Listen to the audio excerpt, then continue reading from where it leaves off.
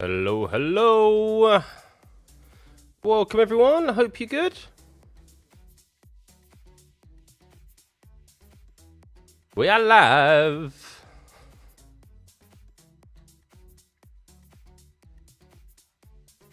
Evening everyone, evening.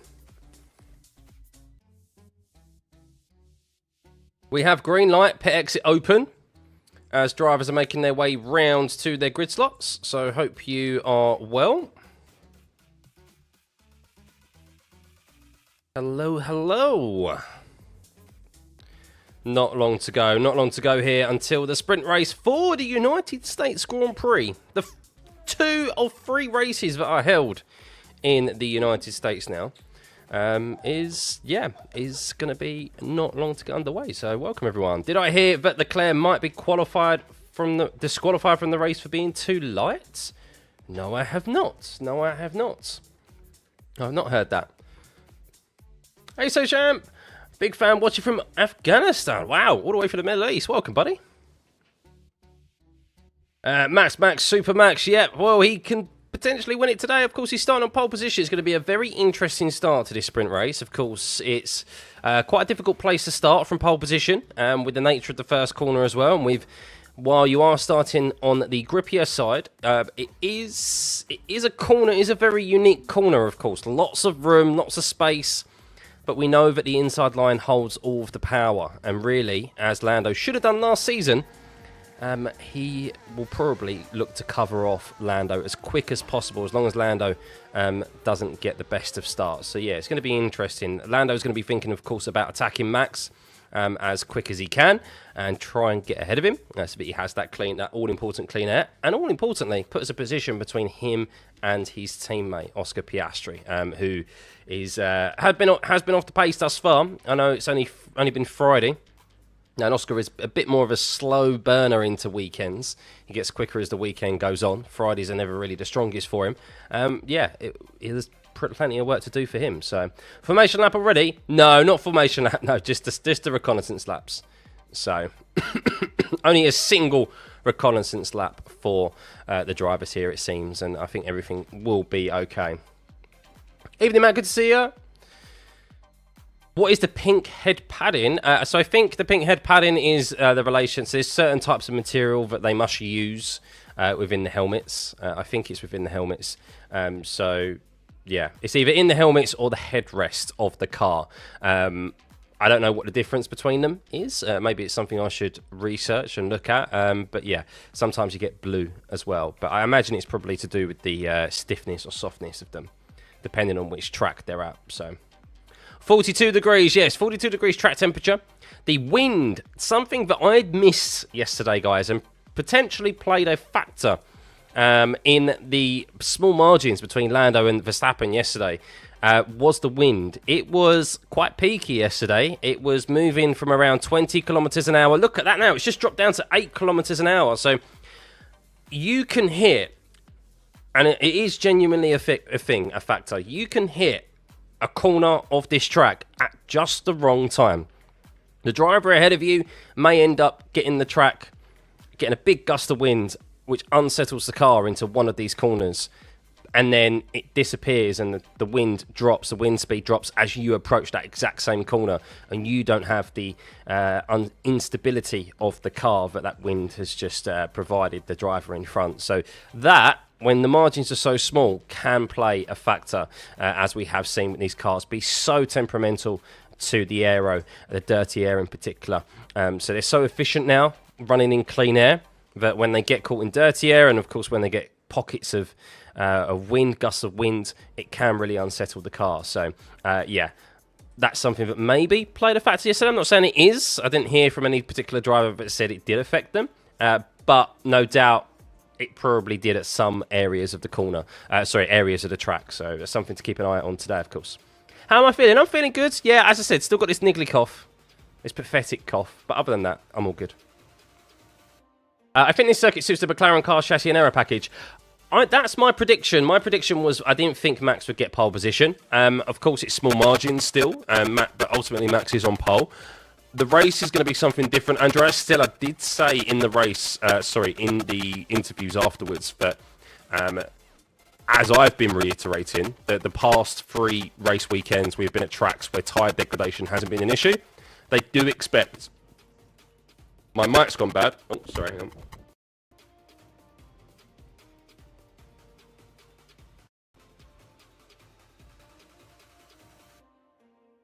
Hello.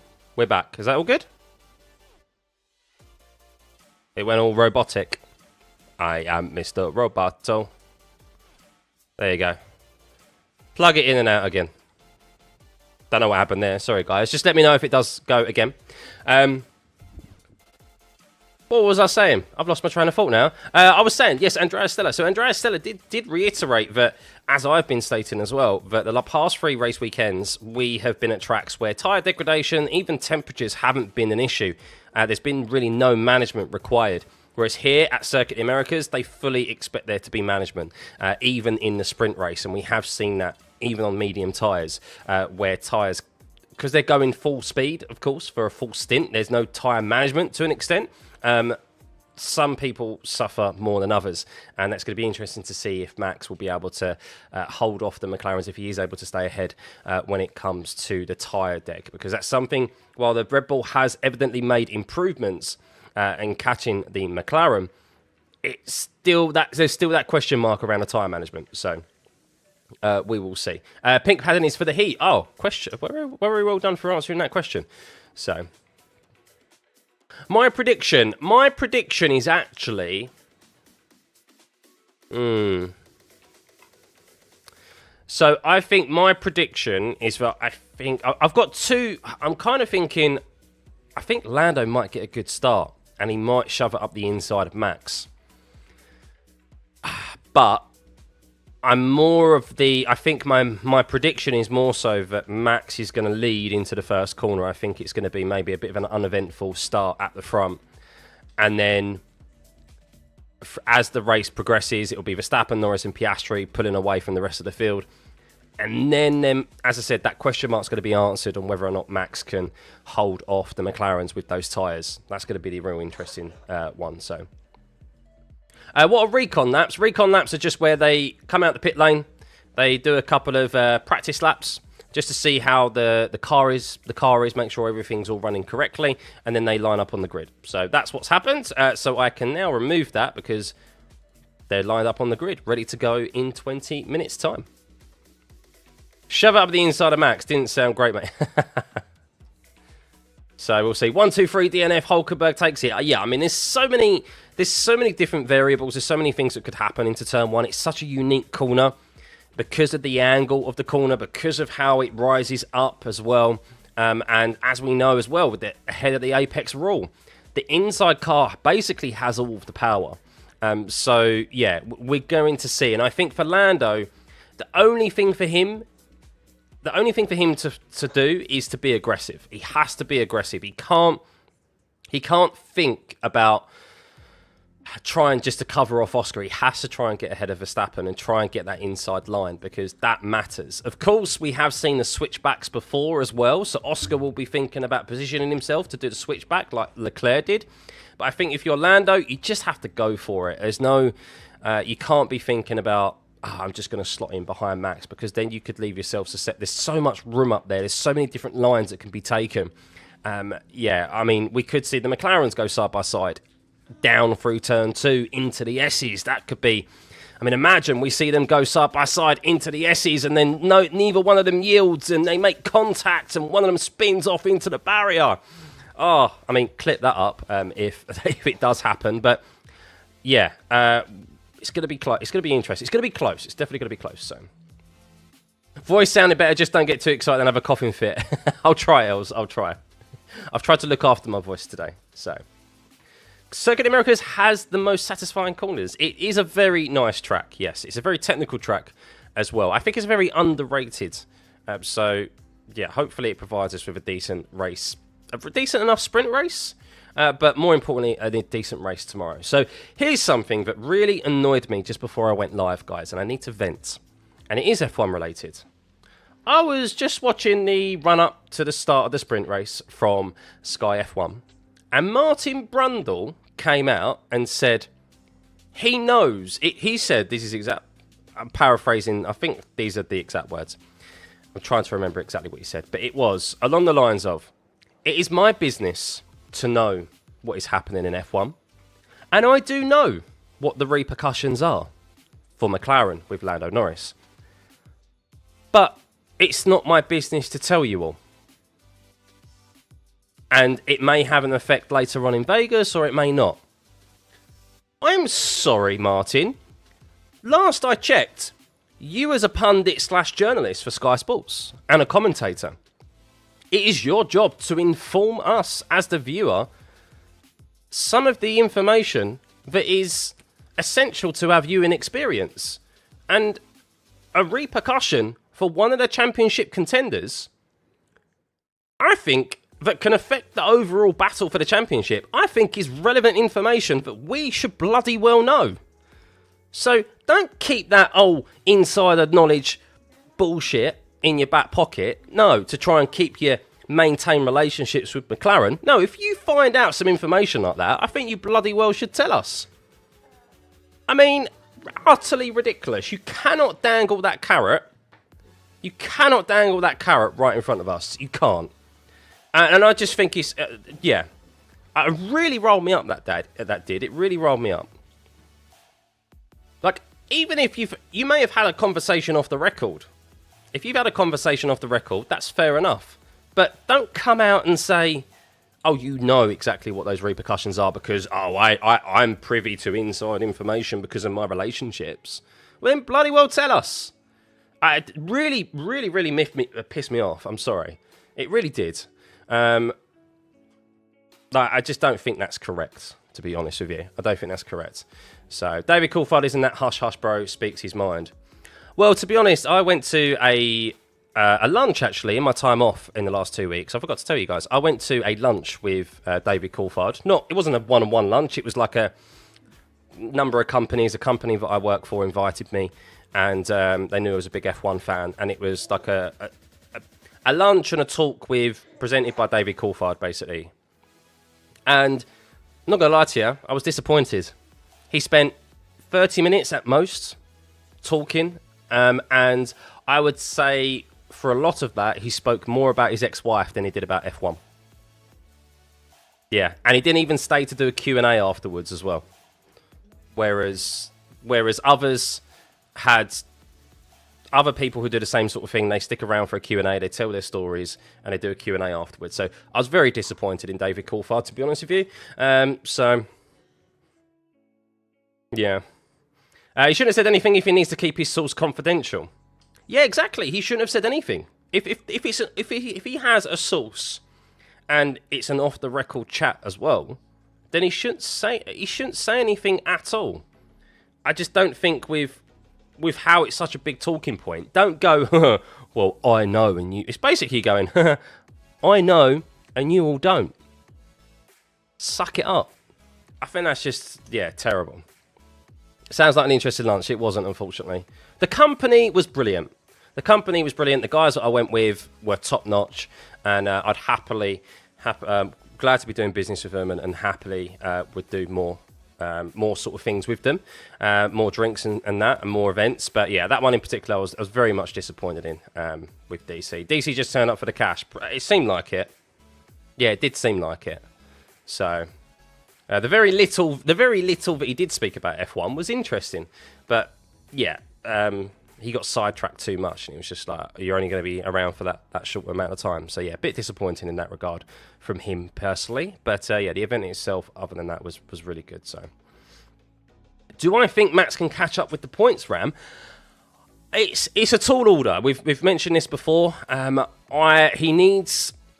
He can.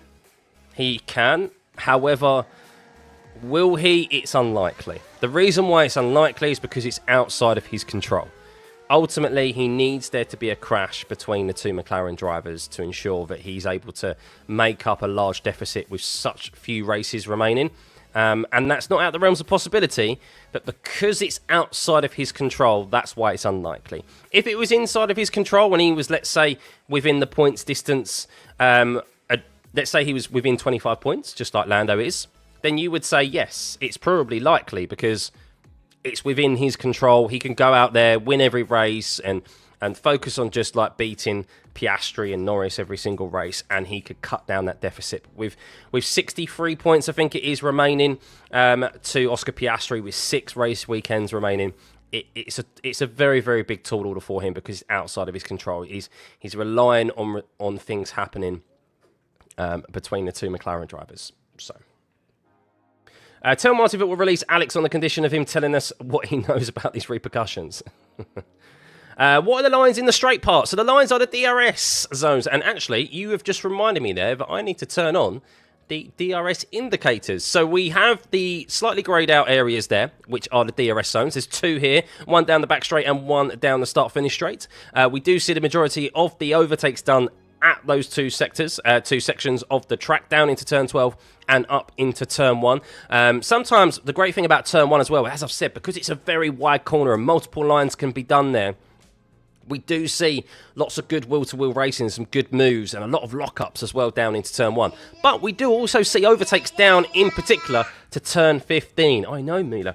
Down into turn 15 as well, because that's also a corner where people can lunge it up the inside, they can try to cut back. So yeah, lots of one of those tracks where there's multiple opportunities here, because it is a track that is wide enough to take a multitude of different lines, and that's exactly what Alex Albon said in an interview not too long ago, that like the tracks of the likes of Silverstone, Red Bull Ring, the likes of Circuit Americas here into Lagos, there's different lines that they can take to the gates to try and find some, get out of the dirty air, find some clean air and get that grip and that traction that's required to get a launch alongside the car they're trying to overtake. So yeah, that's why this circuit does provide some good racing, and hopefully we see that even in this sprint race. Right, so where are the DRS detection points? There we go. So the pink markers are the DRS detection points. Where is my text there for that? I do have text somewhere for this. There we go. Pink dot equals DRS detection point. Any expectations for a red flag during this sprint race, or save it for the main race? There could very well be. Yeah, there could be. We don't know. Track temperature is increasing, by the way. 43.3 degrees Celsius now. But something that was very interesting as well is that Kimi Antonelli said that his cooling vest failed in qualifying yesterday. And rather than cool him down, it started to actually heat him up. So that he didn't really want to try and make excuses, but he was saying that, look, it was uncomfortable in the car when it's already very hot anyway. So, yeah, that no doubt would have been a distraction when it came to qualifying yesterday. And he was only out-qualified, wasn't he, by 6 thousandths of a second by Lewis Hamilton without him getting into Q3. So, yeah, Kimi Antonelli, improvements to be made there for him. I can only imagine what it's like driving an F1 car when it's heating up even more so very close to your body. You're 5 hours away from the Circuit Americas, Alex. Stuck working this weekend. Oh, well, hopefully, this is what these streams are here for you, mate. For the watch-alongs, we will keep you informed and up to date on everything that happens this weekend. It should be an interesting one, and it's going to be important in the every race now. Every race weekend is important to the overall drivers' standings. Can Oscar Piastri stop the poor run of form, shall we say, from starting from Baku, where he has been just consistently pegged back by Lando Norris in the championship standings, now under a race win, down to 22 points. And well, the question is, can Lando capitalise here and continue that charge down on those championship standings? Let's get them up, actually. I think we should be able to see them right now. Yep, here we go. So I'll keep you up to date. But here we go. So you can see the current championship standings. We know McLaren are the champions of the constructors. Oscar Piastri, 336 points to Lando Norris's 314, 22 points difference. Max Verstappen, 273 points as it stands, 63 points behind Oscar Piastri. George Russell still mathematically in this, as is Charles Leclerc and Lewis Hamilton, but we know the championship is between those top 3, and most realistically between the two McLarens, as it has been for the majority of this season. Hey Monique, good to see you. Will Zach Brown decide this weekend who will be the driver to win the championship, or do you expect McLaren Jules in the races from now on? Supposedly they're allowed to race as long as they don't make contact with each other, but we've touched on it before. We touched on it yesterday with the repercussions. It's just ridiculous the position they find themselves in right now. I mean, they're both fighting for a world championship, for God's sake. It can't be nicey throughout the duration of the season, you know. Much appreciated, Fraudulent. Good to see you. Do I think Ferrari will be back on the podium? They can be. Will they? On merit alone? No. It'll be due to some circumstance in the race where they benefit from some freebies. But yeah, on performance alone, someone in my group chat, actually, in the Discord, if you're not joined the Discord, link in the description below, he looked at the data, and Ferrari were just poor. Like, overall, you look at the data, they just do not have performance in that Ferrari. They have been. There's no excuses for them. They have just a poor car. And Hamilton and Leclerc are getting the most out of it that they possibly can at the moment. And that's very telling. But they can only just about get through into Q3. So Charles Leclerc is down in P10. Yep, he's down in P10. So there's no change in the order at the moment. So, yeah. Everyone is lined up as they were. Just 8.5 minutes until this sprint race gets underway, or the formation lap at least. Yeah, we'll be racing very shortly.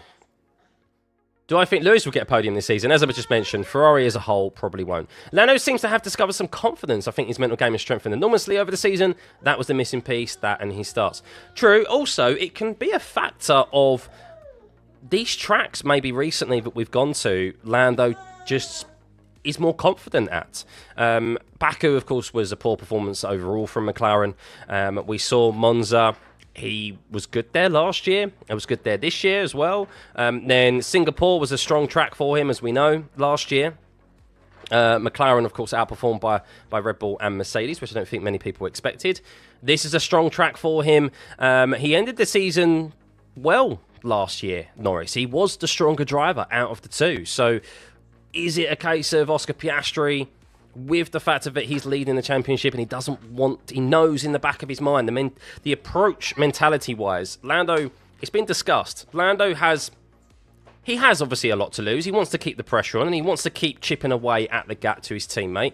But Oscar in particular, he has more to lose because he has that advantage. He's trying to ensure that he doesn't lose those points, doesn't have a DNF so that his teammate, if he wins the race, overtakes him.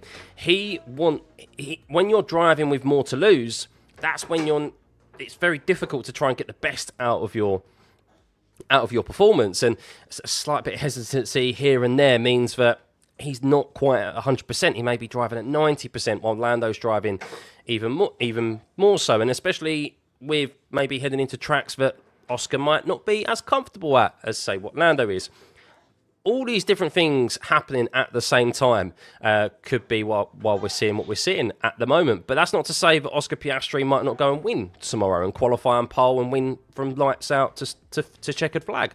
So it's very different leading a championship, especially when you're going for your first world championship in the closing stages of the season. We're in the business end now, rather than at a halfway point or even in the first half of the season. So, am I exhausted? I'm not exhausted, actually. No, I'm okay. I've just had, as I said, I've been ill with COVID the last week or so I am just recovering from it. So my voice it's still a little bit raspy.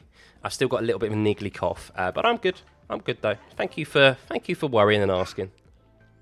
Lando has always been stronger. It's his consistency that is his problem, and OP is probably the most consistent in the entire grid. Well, that's been the case for the majority of the season. However, we have seen some mistakes from Oscar, and it's a tall order to do 24 races. It's a very long calendar to do 24 races at very, very different race circuits as well, where the car isn't always going to be completely dominant at every single track. Of course, it is the overall best car, the McLaren, but there are going to be tracks where, yes, they do find themselves fighting with more cars around them, and when you know overall that you do have the best car and the championship is realistically between you and your teammate, there is always a hesitancy to go for certain moves where last season they would have done. So It's a tall order to do 24 race weekends without having any mistakes at all, especially when you've got the added pressure of going for your first World Championship with your teammate as well. So yeah, it was always going to be tricky. But look, Oscar still ultimately has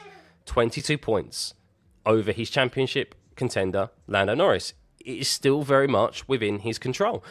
So yeah, we will see how today goes. So, George Wright, here we go. Everyone starting on the medium compound tyre. Unsurprisingly, no one risking the soft tyre. And yeah, that seems a smart decision. We saw a few drivers use the soft last year and they just fell off, didn't they? They were very strong at the start, but then the second half of the sprint, they fell off. I think George Russell was one who did that last year, if memory serves me correctly. But Verstappen on a brand new set of softs. The top four are all on brand new mediums. So Russell is on used mediums. Hamilton's on used mediums. Leclerc is technically on a used set of mediums, but only done one lap on them. Antonelli Hadjar on considerably used as well, as is Stroll and Lawson. But a lot of brand new mediums there for drivers. So, yeah, full grip to be utilised at the start of this race, which is only just under 4 minutes away from getting started. So yes, welcome everyone, hope you're well this Saturday evening. Hit that like and subscribe button. Let's get this stream to over 1,000 likes, shall we, before the race gets underway. Of course, we even have another important session later on this evening as well, in a few hours time. I say this evening here for me in the UK. I know for some of you it'll be very early in the morning, or it'll be nice in the morning for you, a nice time.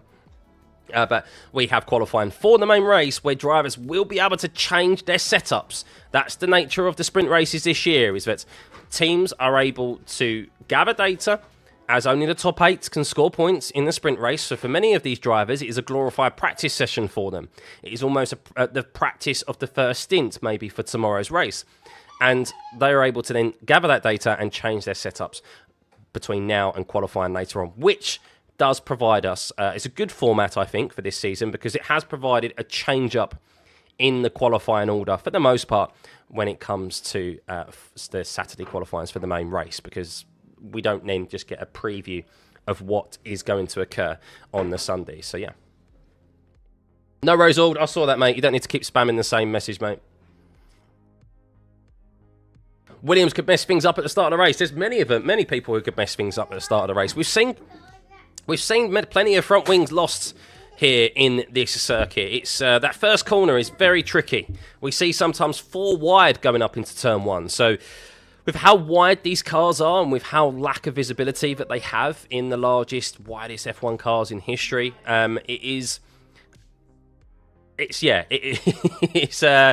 it's a recipe for disaster, isn't it, really, when you think about it? And we have seen plenty of first lap incidents. Remember George Russell and Carlos Sainz into turn 1. We could see that here. We could see an aggressive Nico Hülkenberg in the Stake F1 car in P4. What a qualifying that was from him. George Russell in P5, newly signed for Mercedes for next season. So, yeah, who knows what's going to happen at the start of the race here. But evening, everyone. Evening. Warming up again and wind changing a bit. Yeah, so keep an eye on the wind direction, guys. And, well, also the speed of the wind as well. It has been going up to over 20 kilometres an hour and dropping within an instant to less than 10 kilometres an hour. So it's fluctuating quite a bit. And that can really, as we mentioned, play a role, an important factor here at Circuit of the Americas. You approach a corner at just the wrong time. We do see lots of lockups here at Circuit of the Americas for that very reason as well. Into turn 1, down into turn 12, down into turn 15. So yeah, they need to be very careful. And of course, track limits as well. I'll be keeping an eye on the track limits counter because that last couple of corners in particular is very, very tricky when it comes to keeping it within track limits. Does sprint race have a formation lap? It does indeed. Yes, it does have a formation lap.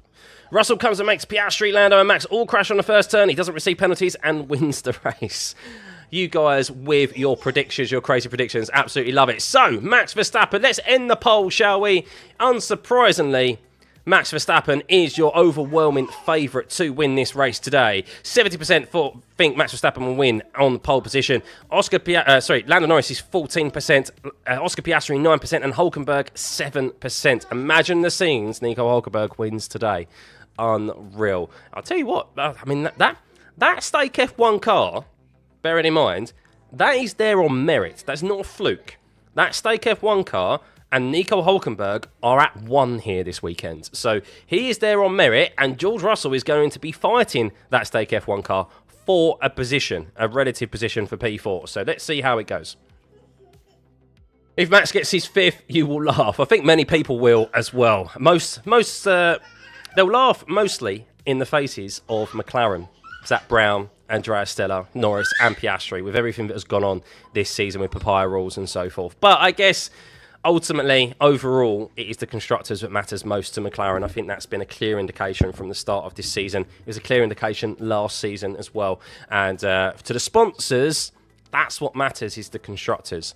But everyone knows really the prestige, the history is in the Drivers' Championship. That's what fans remember, and well, that is what we are still focused on here. So, sprint race is about to get underway, ladies and gentlemen. Big thank you for everyone for tuning in for this sprint race here. Let's put that session start down there, and let's move the DRS detection zone note up there. So yes, if you are unfamiliar with Circuit in the Americas, there are 2 DRS zones here, one down the back straight, as you can see, the primary overtaking spot really here at Circuit in the Americas. The pink dots are the DRS detection zones. That is where drivers need to be within 1 second of another in front, so that they are able to get DRS. Then we have a second DRS zone down the start-finish straight as well, where we do see multiple lines and overtakes down into turn 1 because of just how this circuit is designed. It's a brilliant circuit, an underrated circuit in my personal opinion, and I think we are in for an interesting sprint race. Not often that I say that about sprint races, but here we go. So,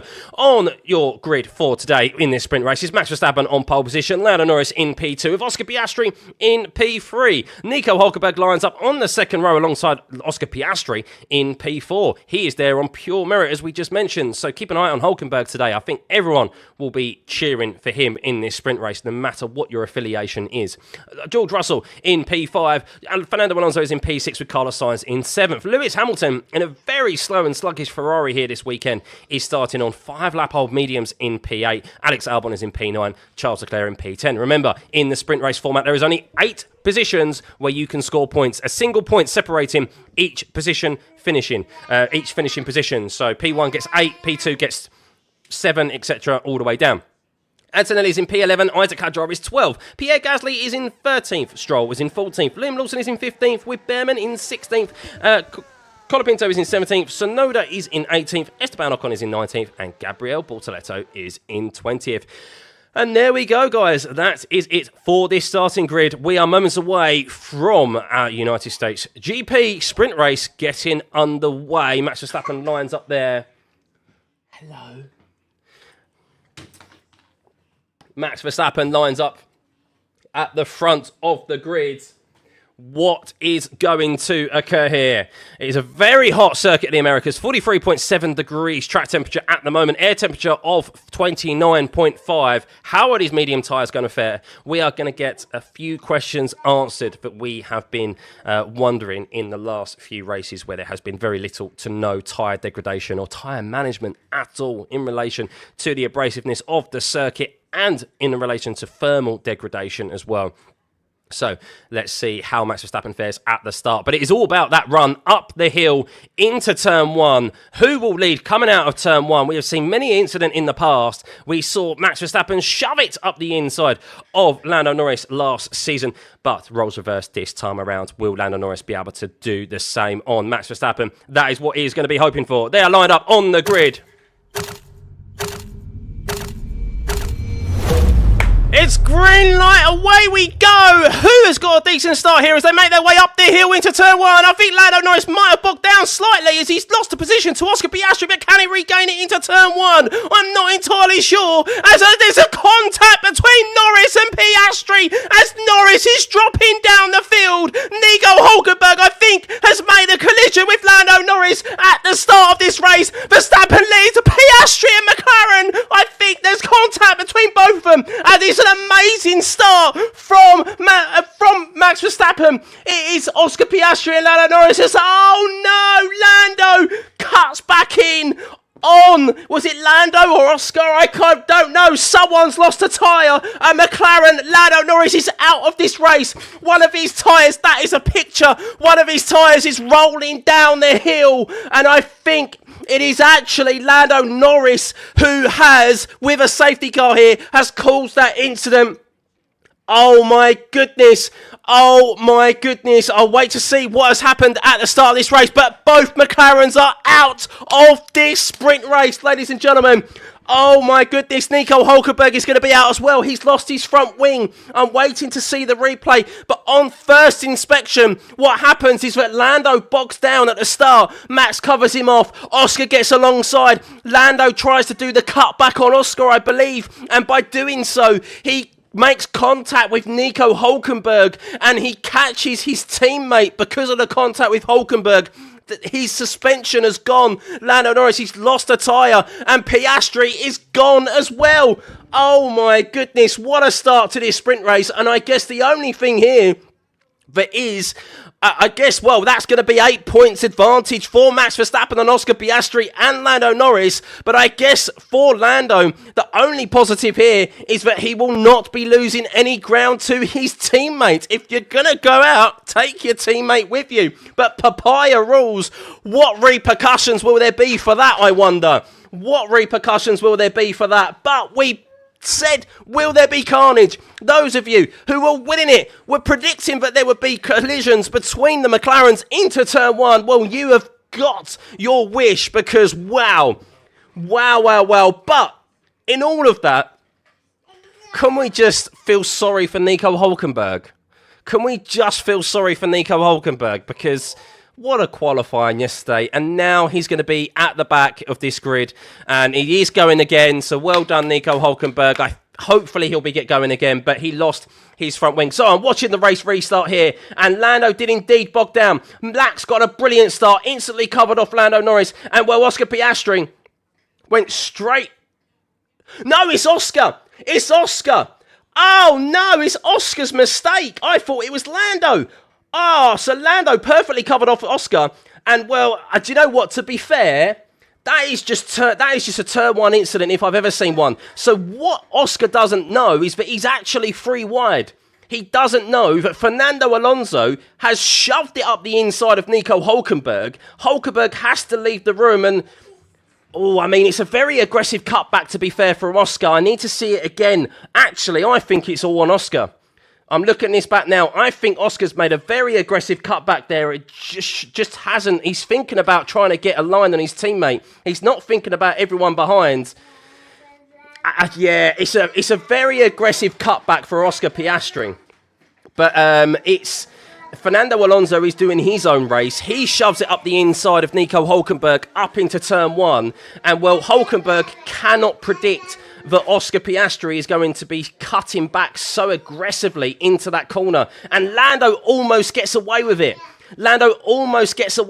He's done the defensive move after a poor start, and he is looking down the track, and then he gets tagged from behind by his very own teammate, who has been tagged by Nico Hulkenberg. That is just a turn one incident if I've ever seen one. That is the nature of this corner because of how wide it is. There are multiple lines that you can take, but I think overall, and there's contact at the back as well. Lance Stroll has just driven into the back of Colapinto or Pierre Gasly.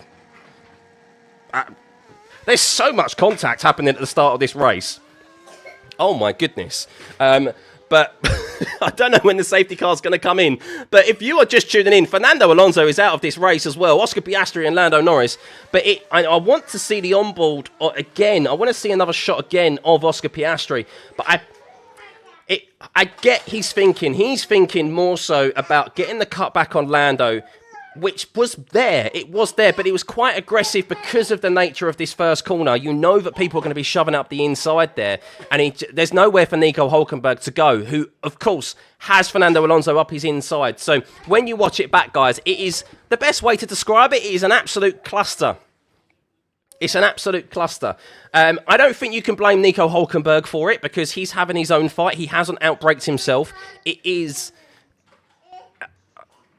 Zach Brown. So they Zach Brown isn't necessarily blaming Nico Hulkenberg as I'm listening to the radio right now. It is David Croft who is asking whether or not it's Nico Hulkenberg's fault. He says he wants to see the replay again, and I'd like to see the replay again. But what that's done for Ferrari is put them P4 and 5. Let's have a look, though, guys, at the rest of this grid, shall we? Because, wow, we will see what that does to the championship at the end. I mean, what we will do is Max Verstappen will be closing that championship lead by 8 points.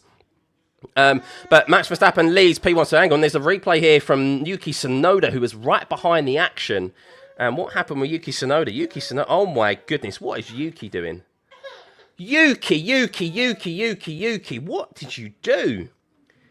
Yuki just absolutely launched it up the inside and just shoved Isaac Hadjar around. What was Yuki doing there? Starting from 18th, he now finds himself up into P7, but I think Yuki might get a penalty for that because that was overzealous from Yuki Tsunoda there, up 11 positions. But let's have a rundown of this grid, shall we? Max Verstappen leads P1. He got a brilliant start to this race. As Hamilton says, there's debris all over the track, so this is still going to be a safety car for quite some time. There may even be a red flag here. We will see. But George Russell is P2, up 3 positions, as he so often does. He does nothing and finds himself on the podium. Started P5 today. Says he hasn't got the car to win here this weekend. He is fighting for P5. Well, he now finds himself in P2. Carlos Sainz up P4, up 4 positions into P3. Carlos Sainz in P3. Charles Leclerc is up 6 places and finds himself a position ahead of his teammate Lewis Hamilton in P5. Alex Albon is in P6. Yuki Tsunoda, we just mentioned, is in P11. He launched it up the inside and crashed straight into the back of Isaac Hadjar and launched him around. I do suspect the stewards will be very, very busy investigating that Turn 1 incident because there's multitudes of contact there. They need to decide who was at fault necessarily for some of those contacts. I think some drivers could have done better there, but ultimately I do think that Turn 1 incident with Oscar Piastri and Fernando Alonso and Nico Hulkenberg and Lando Norris is exactly that. It is a racing incident. It is the nature of that corner, and I don't think anyone was really at blame there. You can ask maybe what Oscar Piastri could have done better there, but he is thinking about trying to get the cutback on his teammate. He's not thinking about cars behind, so that is no doubt what his thought process was.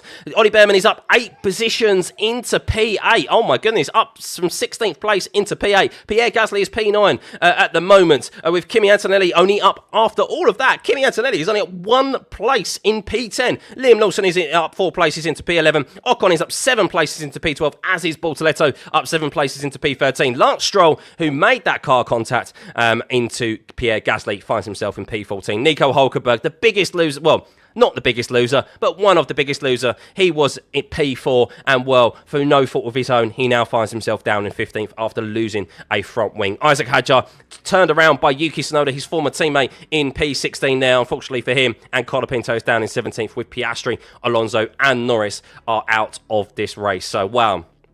Oscar completely crushed Hulk between him and Alonso, had plenty of space, but was ahead at the apex, so had privilege according to stupid FIA rules. Yeah, probably. That's probably how they feel. I don't think anyone is ultimately to blame. I don't think it's like, don't go on the attack at any driver. It's one of those incidents where you can say, okay, who could have done better? And I think the only driver there who could have done something different in that scenario was Piastri. I think Hulkenberg he's got Alonso up his inside. They're racing to the corner. They didn't deviate anyway, so what, from what is a normal entry from those lines into Turn 1. And Oscar Piastri is the one who's trying to do the cutback. And you would normally think in a normal racing scenario, after multiple laps, he would be in a position to do that cutback. But with how it is into Turn 1, self-preservation-wise, it does make you think he's just been caught up in the moment there, I think. I think he's just been caught up. Lap 1, Turn 1 incident noted. That is the understatement of the season. Lap 1 incident, Turn 1 incident noted. Just, no, stewards going noted, guys.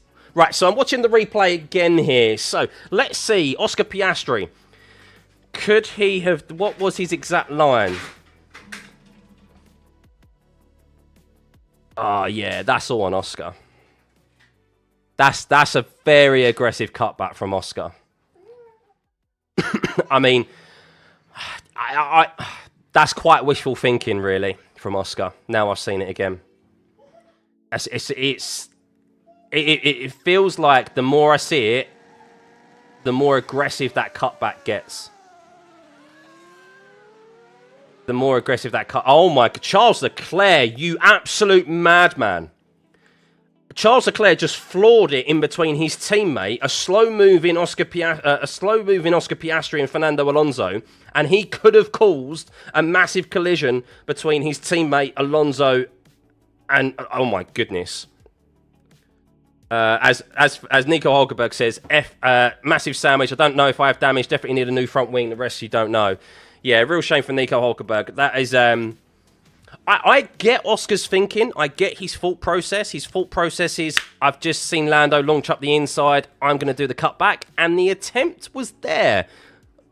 But it was wishful thinking, really, on that one, turn one. And it was too much of an aggressive cutback. And Hulkenberg and Alonso, as I've said already, they were going side by side into turn one. And they were not really at fault there at all. So... right, here we go. Here we go, guys. Verstappen leads from George Russell. Safety car is in this lap after everything that we have seen here. Let's see what has occurred. No rules are broken. I mean, who knows what papaya rules are in place now? They're going to have to think up of something now they're going to have to think of something now, aren't they, for them?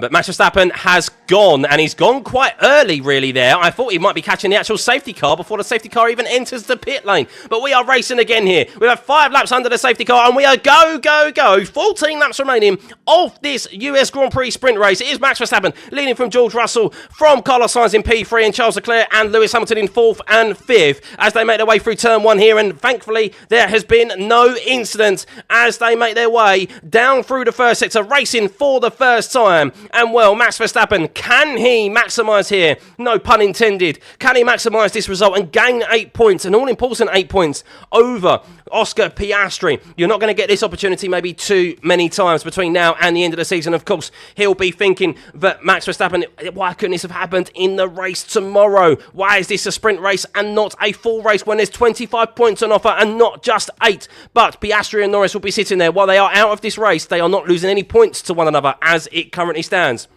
But Verstappen leads from George Russell, and well, George Russell is all over the rear of Max Verstappen at the moment, and well, he is on considerably more used tyres, George Russell, on 10-lap-old mediums, and well, those 5 laps under the safety car would have actually served him quite well, because he would have been burning so much rubber on that used tyre. But FIA stewards have said turn 1, lap 1 incident reviewed, no further investigation. Well, I think there was more than one turn 1 incident there, so I'm not sure that I entirely agree with that. I think Yuki Tsunoda was overzealous into that first corner and did, unrightfully so, turn round Isaac Hadjar. So I don't think Isaac Hadjar will be too happy at that when he looks back at it, but we will see. But Verstappen, with one more corner of this first racing lap completed, the 6th lap of this race, he leads from George Russell with DRS now enabled. So let's see if he's going to be able to break that toe of George Russell. He had a much better exit than that of the Mercedes out of turn 12, understandably, with that clean air. Carlos Sainz is in P3 ahead of his former team, Charles Leclerc and Lewis Hamilton in the Ferraris. Look, Alex Albon is in P6, Tsunoda is P7, Behrman is 8th, Gasly 9th, Antonelli is 10th, Lawson 11th, Ocon 12th, Bortoletto is in 13th, Stroll 14th, Hulkenberg 15th, Hadjar 16th, Colapinto is 17th. There was no overtakes there in that first lap of racing without DRS enabled, so we'll see with the 2 important DRS zones here how effective it will be. If memory serves me correctly from previous years, you need to be around half a second, but it is quite powerful here at the circuit of the Americas. So if you're 5 to 6 tenths back, you can maybe have a late lunge and an opportunity. Let's see how George Russell fares in the dirty air of that Red Bull out of turn 11. Does he have the grip on those used medium compounds? The DRS is open. You can see that interval. It was 9 tenths. It is closing dramatically there. Down to 6 tenths, down to half a second, under braking into turn 12. And well, there you see a bit of an advantage gains. Only 3 tenths there really for George Russell, but maybe he lifted off the throttle a little bit earlier, knowing that he was not going to get alongside Max Verstappen into turn 12. But a bit of a gap forming now between the front two. Carlos Sainz, 2.2 seconds back from George Russell, chasing down the lead of this sprint race. George Russell, newly signed contract for Mercedes next year. We still don't know how long that multi-year contract is, but he would love to get one over Max Verstappen, the driver. He's boss, his manager. Yes, Toto Wolff is George Russell's manager, courted earlier on in the season and actually now regrets flirting with Max Verstappen. We will see how it fares. But Carlos Sainz is being closed down upon by Charles Leclerc. We said earlier on, would there be another podium for Ferrari between now and the end of the season? And I did predict that there would have to be some carnage ahead of them. We have most definitely got that for sure. As 4 positions have found themselves, for Charles Leclerc's instance, 6 positions have given themselves away to him in front at that first lap, as he has been very fortuitous on the first lap of this circuit before us. There's a safety car infringement noted by Charles Leclerc, just as I'm about to say. He has benefited there from that overall incident, and he has benefited from a lap 1 primarily. Here in the past, of course, he won from 4th place last year, gaining 3 positions at the start of the race. But George Russell is a lot closer to Max Verstappen this time around. He's just set the fastest first sector out of anyone. He's a lot closer than he has been. He's 3 turns behind. Does he have enough down into turn 12? No, it looked like he actually turned his DRS off before he even got into the braking zone of turn 12 there. So George Russell getting very close now up behind Max Verstappen. And well, this is not something we expected. It's as Max Verstappen had 3/10 slower that middle sector compared to George Russell last time around. Maybe there was just a slight error from Max Verstappen as George did go for a move on Max. Oh my goodness, George Russell just shoved Max Verstappen off. He did a Max Verstappen into turn 12, just like Max did to Lando last year. Oh my goodness. What will the stewards deem of that? Who is ahead of the apex? I'm not entirely sure. But George Russell shoved it.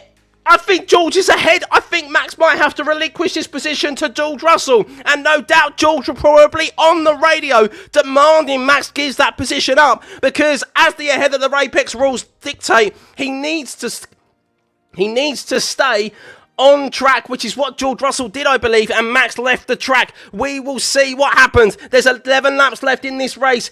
The indicator here on this track map did not show that he was even ahead at any point, really. So maybe it was slightly behind, but George Russell did get ahead of Max Verstappen down into turn 12. We will see if he's going to be able to do that again, but wow. Mate, what is that? He completely missed the corner is what Max Verstappen is on the radio saying about George Russell. And well, I'll tell you what, who would much prefer to see a championship battle between George Russell and Max Verstappen? Because I most definitely would, as Hamilton is overtaking Charles Leclerc down into turn 12. The Ferrari teammates are side by side down into turn 12, and Lewis Hamilton gets ahead of Charles Leclerc. I don't believe that's team orders. That is on merit, and Charles Leclerc has lost the position to Lewis Hamilton into turn 12. Hamilton back up, is now up into 4th place. We just saw a position change there for Liam Lawson on Kimi Antonelli and Liam Lawson. As, oh my goodness, the Ferrari drivers properly racing out there. Charles Leclerc shoved Lewis Hamilton all the way to the inside of the track, nearly ran him out of room. No love lost between the 2 Ferrari drivers. Proper racing between those 2. It's just a shame that they're not fighting for a race win, and it's between the 2 teammates, but wow. Feisty. It's getting feisty out there in this sprint race, guys. It was feisty at the start, and it's getting feisty now. But George Russell is 1.6 seconds behind Max Verstappen at the moment. Turn 12 incident involving George Russell and Verstappen has been noted for forcing another driver off of the track.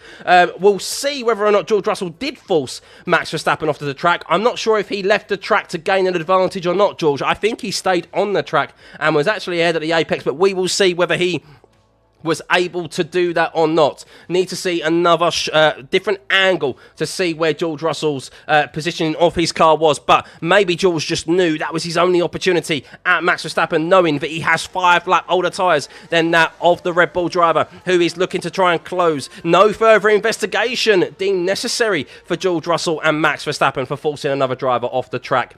I'm going to reserve judgment until I see it again. It did look like George did stay on the track, but if George did leave the track and then relinquish the position to Max as Max held onto it, that is probably why there's no further investigation. But we will let you guys know as soon as we get a replay of that incident. But Lewis Hamilton now looking to close up the gap to Carlos Sainz. You can see that he's gaining 1.5 seconds on Carlos Sainz now. So the Ferrari, maybe it's better in race trim than it is in quali trim at the moment, as we are starting to see some track limits violations. Bortoletto has 2 at the moment. Liam Lawson 1. Russell has Okay, so Russell supposedly did leave the track through turn 12. So, as I said, still need to see another replay. But at the moment, it is Verstappen leading from George Russell. 1.6 seconds separates the two at the front. Carlos Sainz, 2.6 seconds back in P3, with Lewis Hamilton in P4, quickly closing down the former Ferrari driver. The driver he replaced at Ferrari. Charles Leclerc is 1.6 seconds back to his teammate in P5. They've already gone wheel to wheel. Very, very close battling between the two Ferrari teammates. Alex Albon in P6 at the moment. Yuki Tsunoda is up 11 places into P7.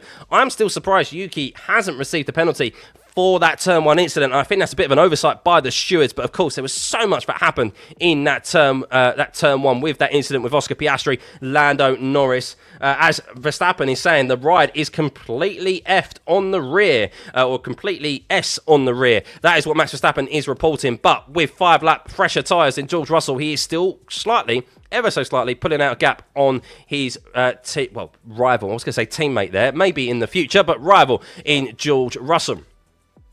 George no longer got the DRS. No, he does not have the DRS at the moment. You need to be within 1 second. But who will have the DRS maybe soon is Lewis Hamilton on Carlos Sainz. Kimi Antonelli closing up the gap to Ollie Behrman as well. That Mercedes does look pretty decent, to be fair, in race trim. I think if they were on fresh medium tyres, they would actually be challenging Max right now, particularly in George Russell's hands. So maybe George Russell and Mercedes are sitting there and George Russell is sitting there thinking, if only we put on a brand new set of mediums. But of course, there is still a full race distance to be had tomorrow, and no doubt they are saving a set of mediums for the where there are more points on offer, and where, of course, the prestige is tomorrow in the full race. But Carlos Sainz did pull out a bit of a... So what happened with Lewis Hamilton? He was closing up on Carlos Sainz, and wow, Carlos Sainz actually... Oh, no, so the reason Lewis Hamilton...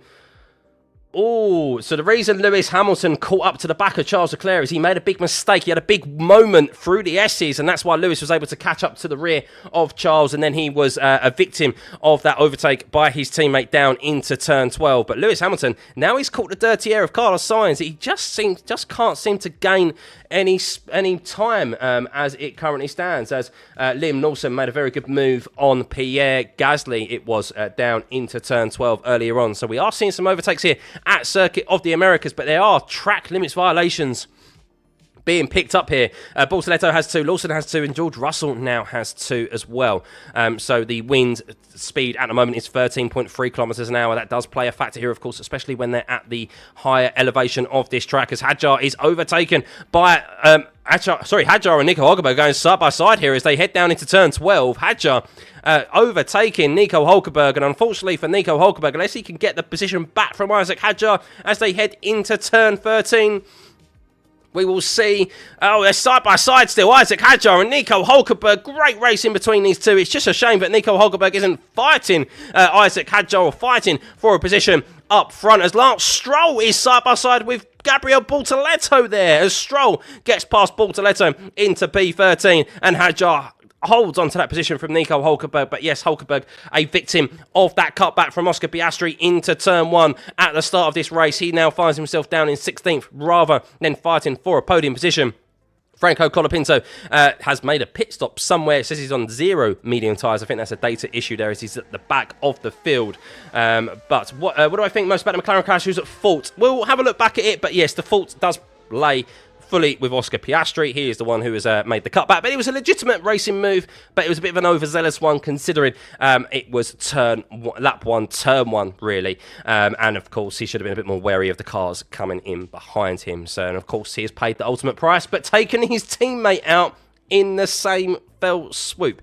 I initially thought it was Lando Norris. They're running similar style helmets here this weekend, or coloured helmets in like a luminous yellow. But Lando did defend very well into the corner, and yeah, he got tagged as a result of it. And both McLarens are out of this race. But the one thing is that if this is not 25 points on offer, it is only 8 points on offer. And as it currently stands, Max Verstappen will be gaining 8 points over Oscar Piastri, and Lando Norris closing that gap down. 2.2 seconds is the gap to George Russell at the moment. Carlos Sainz 2.9 seconds, and well, the top 8 there really, and not a lot big gaps forming, as you can see. Lewis Hamilton did get very, very close to the DRS of Carlos Sainz, but now seems to be just falling to the wayside. We'll see if he's going to be able to close in, but maybe those 5-lap old medium compound tyres are just starting to struggle in relation to the 5-lap fresher tyres that are on the Williams of Carlos Sainz. But at the moment, it looks like that the Williams are going to be scoring double points here, as there are track limits violations again, as Russell is told. So now we have 2 strikes, both at turn 12. Is there any response from George Russell in relation to track limits? As Russell says, copy, well, that turn 12 with Max shouldn't really be counted. It was racing. Which I'm still yet to see a replay of, actually, guys, in relation to what happened with George Russell. So there's a slow-mo. There is a slow-mo. I mean, surely there's got to be repercussions now. I'm watching a slow-mo of the first lap and first one, turn 1, lap 1, and surely there's got to be repercussions now coming Oscar Piastri's way, right? I'm kidding, Oscar fans. I'm kidding. There shouldn't be any repercussions for any of them. It's racing, for goodness sake. Let them race. But as we have a rundown of this grid at the moment, with 6 laps remaining as it currently stands, with track limits violations coming left, right and centre at the moment, as you can see through the race control messages at the top of your screen. We can see Max Verstappen leads by 2.4 seconds to George Russell. Carlos Sainz is third. Lewis Hamilton still 1.3 seconds back from Sainz. He just cannot close that gap at the moment on the teammate, on the driver that he took his seat off. Charles Leclerc is P5 with Albon in P6. Tsunoda is in P7. Ollie Behrman is P8, and the closest at the moment is Behrman and Antonelli. And we can maybe see an overtake here as Antonelli is all over the rear wing of Ollie Behrman. Is he going to go for a move down into turn 19? No, he's sticking to the rear wing of the Haas, and he's fighting for the last point scoring position here, Antonelli. He had his cooling vest fouling him yesterday and actually get hotter and hotter in qualifying, which is, I think, to be fair, quite a reasonable excuse for maybe why you might not be at your peak performance. As Oscar Piastri is currently speaking to the media, but is Ollie Behrman able to hold on to that position to Kimi Antonelli? He is indeed, as Ollie Behrman does hold on just a bit longer from Kimi Antonelli, as Oscar Piastri does just say, I was just trying to do the cutback and it didn't really work out. I think that's a pretty much of an overstatement there, to be honest, an understatement there, to be honest with you, Oscar Piastri, as you ended up taking out your teammate as well. So we'll see what repercussions there are from that and the fallout in relation to papaya rules and so forth. But yeah, a real shame for the McLaren drivers as they are both out, but not a shame if you're a Max Verstappen fan though, as Max Verstappen leads by 2.6 seconds and will be closing the championship lead by 8 points as it currently stands. Yuki Tsunoda's now got in the DRS of Alex Albon here, and well, with 4 laps remaining once they cross the start-finish line, I don't think we're really going to start seeing no further investigation for Charles Leclerc in the safety car infringement, so that's good for him. He'll be scoring points, but I don't think there's going to be any What am I looking at really here? What was I looking to say? Is turn 15 incident involving Behrman and Antonelli leaving the track and gaining an advantage noted. So what did Ollie Behrman do through turn 15? Did he gain an advantage there? Clearly he did. As I'm watching no replay yet as to whether he actually did gain an advantage. They're a bit slow on the replays when it comes to the TV coverage. I'm so glad that I don't focus on it too heavily. And thank you for everyone for tuning in, as always. Let's get this stream to 1,000 likes, shall we? Brundle probably knows the papaya rules, as he alluded to earlier on. Yeah, but failed to let us know. He's in the know, but he doesn't want to let us know. So thanks for letting us know that, Martin. But Tsunoda closing down the gap at the moment to Alex Albon. That is where it's closest out on track. There's a double yellow as Ocon spun. Ocon is around at turn 1. And well, is this an incident with Lance Stroll? Lance Stroll, who already made contact at the start of this race, is continuing again. And we have a safety car. No! It looks like we are going to have this sprint race end under the safety car with 4 laps remaining, only 3 laps remaining, 3.5 laps as it currently stands. Esteban Ocon has made contact with Lance Stroll, and oh no, Lance Stroll's front right is gone. He's gone, he's pulled over, his front right suspension is broken, and well, Esteban Ocon, his left rear is hanging off of the rim, and well, that is it, no doubt, probably for this race. I'm yet to see a replay of who is at fault. Shall we guess? Front right, Lance Stroll. Rear left, Esteban Ocon. I'm going to predict Lance Stroll sent it up the inside, and yeah, he's just made contact. Watching the replay, Lance Stroll comes in. Oh my goodness, that is a Stroll incident if I've ever seen one. He sends it up the inside, sends it, locks up, and goes straight into Esteban Ocon, who leaves room. Esteban knows he's there. He leaves room, and Stroll just goes, nah, we're making contact anyway. A Stroll special, and I think that brings, a premature end to this sprint race. I don't expect we're going to see it getting underway, unfortunately. But we have lost 5 cars in this sprint race. What the hell? What the hell? Of course, we'll be back in a few hours' time for qualifying. We'll see whether they're going to get underway again or not. But yeah, Lance Stroll is out, as is Esteban Ocon there. We lost Piastri, Alonso, and Norris at the start of this race. But wow. The GOAT makes F1 exciting. It was wishful thinking. And now the front right of his car is on fire. Or the brakes are on fire, at least anyway. So, you just saw Piastri's collision. He tried to cut back. Seems like he oversteered, or he just ignored Holt's existence anyway. After that, nobody could control the rest. Yeah, look, it is an incident. The lap 1, turn 1 incident between Oscar Piastri and everyone else. It is an incident. That's exactly what it is. I said before at the start of the race, turn 1 is a brilliant corner for this very reason. There are a multitude of lines that you can take through turn 1. It allows for the cutback. And that's what Oscar was trying to do, and he had the grip. However, it's lap 1, turn 1. And unlike a couple of laps into the race where you know you've got not 17 more cars behind you, because he was in P3 at the time,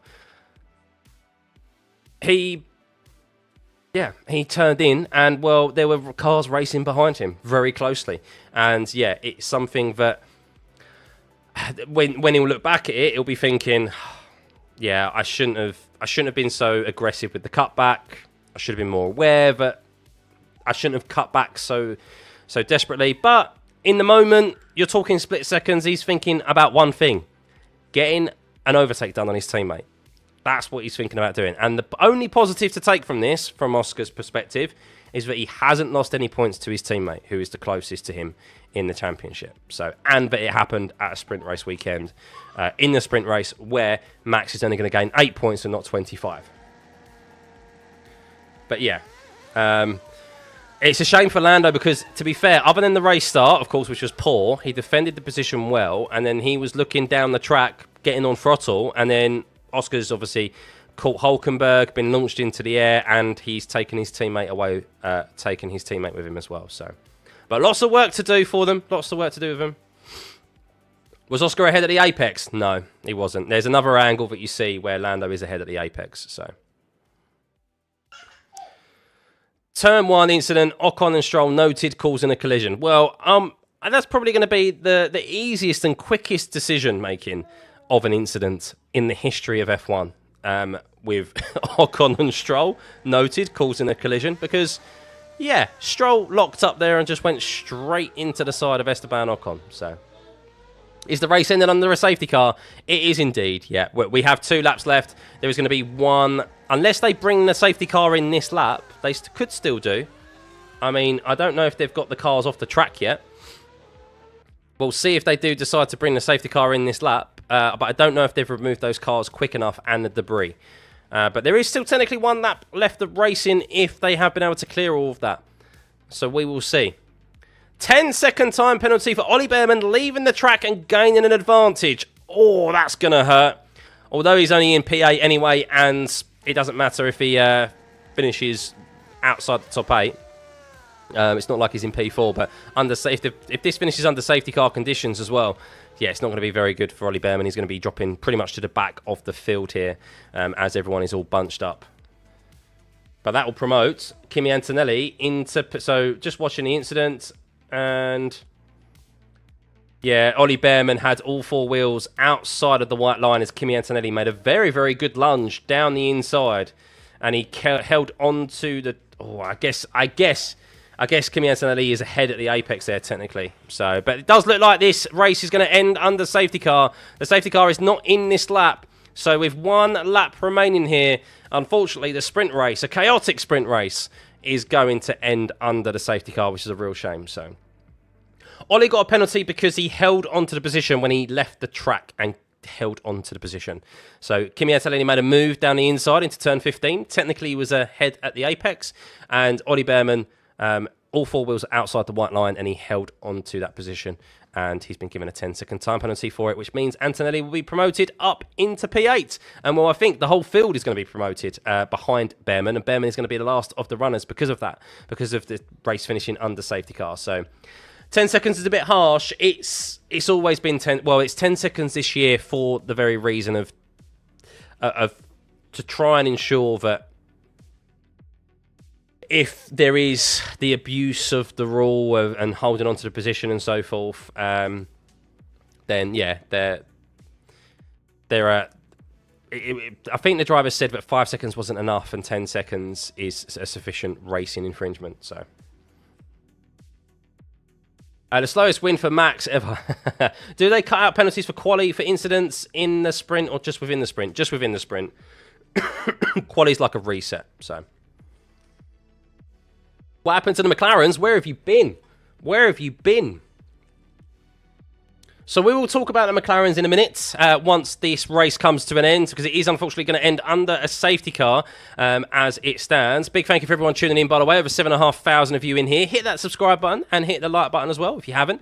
Let's get your stream to over 1,000 likes. You can do it. Go on, guys. You can do it. But what a race, eh? I say that, what a race. I mean, we saw some overtakes. We saw George send it on Max. I'm still yet to see if he kept it within track limits. Apparently he didn't. So if that is the case, then it is a correct decision that he has not received the penalty, or Max hasn't received the penalty, and they've just held on to the positions as they were. But George kind of knew with 5-lap older tyres that he had to go for that. But once again, I think the Mercedes, at least in this sprint trim, I think if George had fresh tyres on, I think George could have gone for this race win with Max today, and I think it would have been a much closer race in the racing that we had allowed. So I think that bodes well for Mercedes. Maybe they don't have a quick car in quali trim this weekend, but they have a quick car over race trim. So that's going to be interesting later on to see if they can maybe fix their 1-lap pace. But Max Verstappen crosses the line and wins the US Grand Prix sprint race, and he closes the championship lead to Oscar Piastri by 8 points there. Ollie Behrman, confirmation of his penalty. 10-second time penalty promotes Kimi Antonelli into P8. George Russell finishes P2. Sainz finishes P3. Lewis Hamilton finishes 4th. Charles Leclerc is up 5 places into P5. Alex Albon up 3 places into P6. Yuki Tsunoda, who I think has massively got away with one there because of the race start. He's up 11 positions. I think they've bunched a whole lap 1, turn 1 incident as into a whole bubble there, but I think there's drivers who could have done more there to avoid the incidents. In particular, Yuki Tsunoda, who did seem to be a little bit more out of control of his car than everyone else and spun Isaac Hadjar around. I don't think Hadjar will be too pleased to see Yuki Tsunoda not get even penalised for that. Kimi Antonelli gets promoted into P8 with a last-minute penalty there for Ollie Behrman for leaving the track and gaining an advantage. Liam Lawson up 6 places into P9, finishes just 1 short of the point-scoring positions. Pierre Gasly up 3 places into P10. Gabriel Bortoletto up 9 places into P11. Isaac Hadjar in P12. We just mentioned him getting spun around at the start. Nico Hulkenberg, a pure victim in this race after the heroics and the highs of yesterday's qualifying, started P4. He even had a pretty decent start, but he found himself going side by side with Fernando Alonso into turn 1, and then there was nothing he could do when he saw Oscar Piastri aggressively cut back to the inside as it is such an acute corner into turn 1. It's why we see incidents so often there, and trying to get one over on his teammate, he failed to see that there were 17 other cars behind him and ended up collecting Nico Hulkenberg, Fernando Alonso and his teammate there, with Alonso, Piastri and Norris being retirements in this race after lap 1, turn 1. Colapinto finishes P14. I think he got damage in that furore at the start of the race. Ollie Behrman, we just mentioned. Stroll collected Esteban Ocon in the closing stages of this race, which is why the race ended under safety car, unfortunately, and he will no doubt be receiving a penalty for that collision with Esteban Ocon. And that is it for your sprint race here for the United States Grand Prix.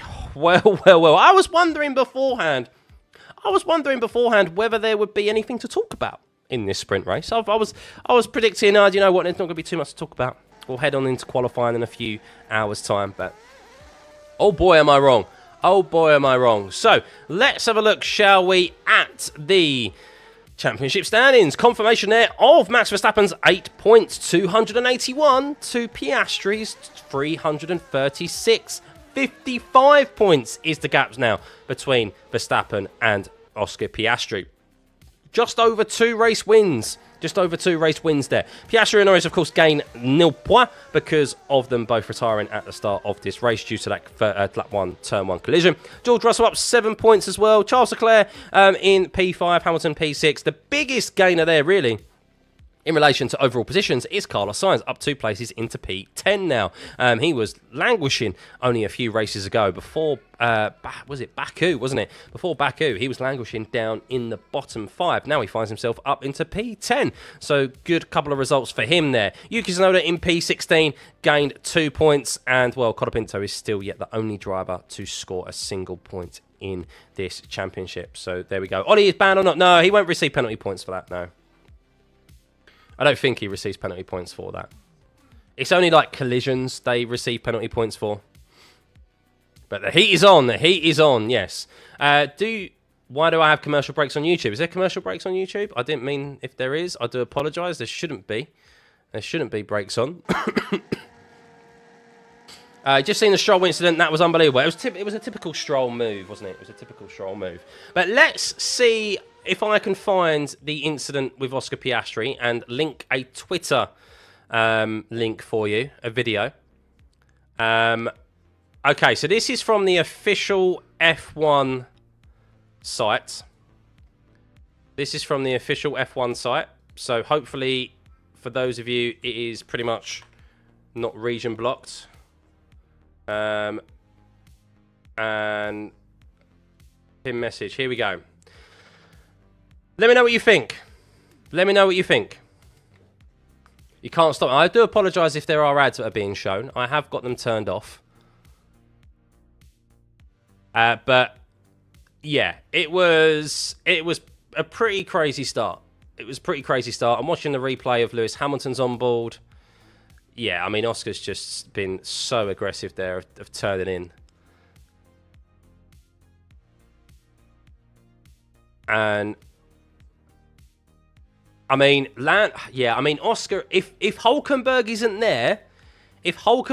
there, Oscar's getting that move done. He's got the run around Lando for 100%.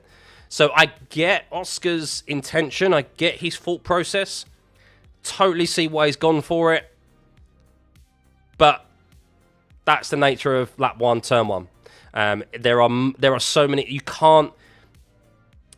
It's very risky to do because there's always cars sending it up the inside. There's so many cars offline into turn 1, and with it being such an acute corner as well, that cutback is very, very risky to do. So it is a racing incident. I agree, Mario. I do agree.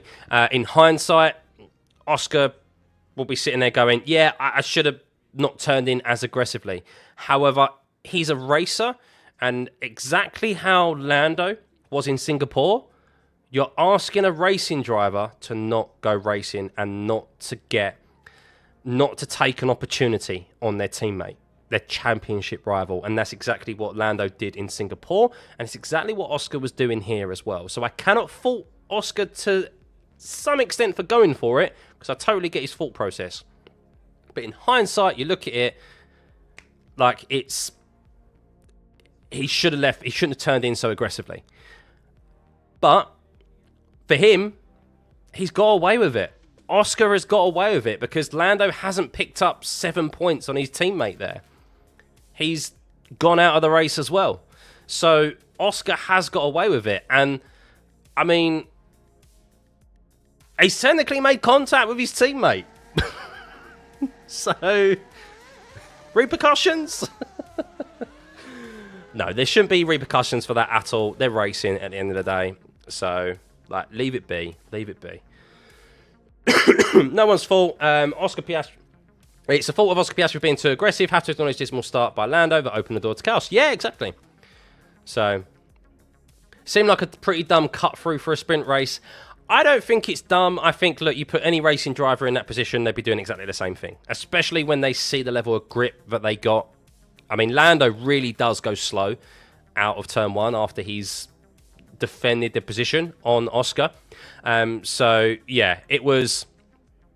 I mean, what really needs to be taken a note of is how Charles Leclerc nearly wiped out his teammate and nearly crashed into a lot. I mean, he kept his... Charles Leclerc, I feel like, did exactly what we do on iRacing, which we frown upon on iRacing, is when there's a yellow flag and there's an incident in a race, too many people just keep their foot floored and they just head straight into it without lifting. I feel like that's what Charles Leclerc did, and he was very fortunate that he didn't collect anyone. So, yeah, and he ended up obviously eventually losing the position to his teammate. You can't just wish away the cars behind you. It was reckless, and McLaren are going to be super pissed. Yeah, they are, but they've got the constructors wrapped up. Look, Max has gained 8 points. That's more than he would gain if he finished first and Oscar finished second. So it was good for him. But yeah, the positive for Piastri is that Lando has not scored any points on him. So that's it. Piastri's hold on the championship is just a little weaker, not much, but makes the rest of the season worth watching. It does, and it makes quali. It makes quali more interesting later on, and the race starts tomorrow because we've just seen what can happen. And the McLarens may be even more tentative tomorrow, heading down into turn one. You know Max is going to be there. Max could stick it on pole again.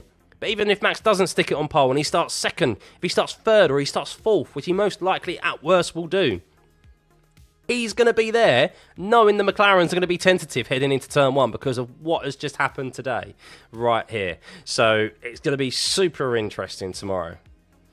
Quali is at 10 p.m, Tom. Yep, I am live 15 minutes before the session starts. So, yeah, we will be live. The stream will end and it will send you straight over there. I'm not making it out that Oscar drove into Lando on purpose. You're mishearing, or you're misinterpreting the words that I'm saying, if that's what you think. So, no, he was trying to do the cutback. But from a championship perspective, when the dust settles, Oscar will sit there and go, and if I'm Mark Webber, I'm sitting there and going, look, yeah, Max has caught up by 8 points, but he's not your championship rival. Like, he still isn't your championship rival. He's still 2 race wins behind you. Look, yeah, it sucks. He didn't score any points. But look, your teammate didn't score any points on you either. You're still heading into the race tomorrow in the same position that you were heading into this weekend. So, it's not the end of the world. Reset, go into quali. The sprint race never happens. This isn't a sprint race weekend now, is it? It never happened. So it's reset into quali and into the race tomorrow. And he goes again. So from a Piastri perspective, and if you're a fan of Oscar Piastri, you overall have to look at it as a positive, I think. It could have been a lot worse. It could have been Lando closing that gap down by 8 points. And Lando could have won the race tomorrow. So... great commentary as always. Going to head out and try and get some sleep before waking up in 3 hours of quality. Thank you, Jarvis, and thank you for the gifted as well, by the way. Big thank you to Jarvis as always. But yeah, that is it for this sprint race, guys. Do Piastri fully bottled it again? Well, if you're going to bottle it, take out your teammate in the same in the same fell swoop, eh? The Papayas won't sleep at all. Max will sleep like a baby. Ain't no way someone made an FBI account. Why doesn't the FIA just red flag instead of making a quarter of the race safety car? Because they still have to... It's a sprint race. If it was a main race, then they would. But because it's a sprint race, they still have a schedule that they have to achieve today. They still have qualifying, and it would just push everything back. And I don't think they have the luxury of doing that here this weekend. So, That's the point. His stupid move helped him by not letting Lando get points.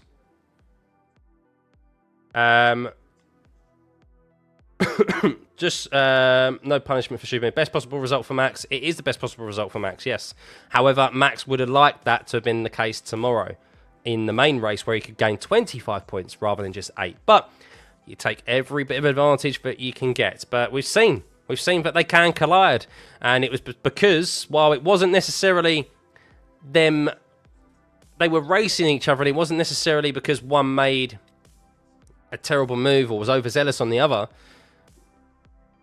It was the fact of it, they were racing each other, and Oscar Piastri was trying to gain a position on his teammate. And you look at it, if Hulkenberg weren't there, of course he was, but if Hulkenberg wasn't there, he gets that move done because he's got such better traction out of that corner. So I totally get why Oscar has gone for that move. Any racing driver would do the same, because it's the logical move to make. However, it's too aggressive to what Hulkenberg and Alonso were obviously, and the grid behind them was doing. So could he have, would the cutback have always, let's have a look at it again, would the cutback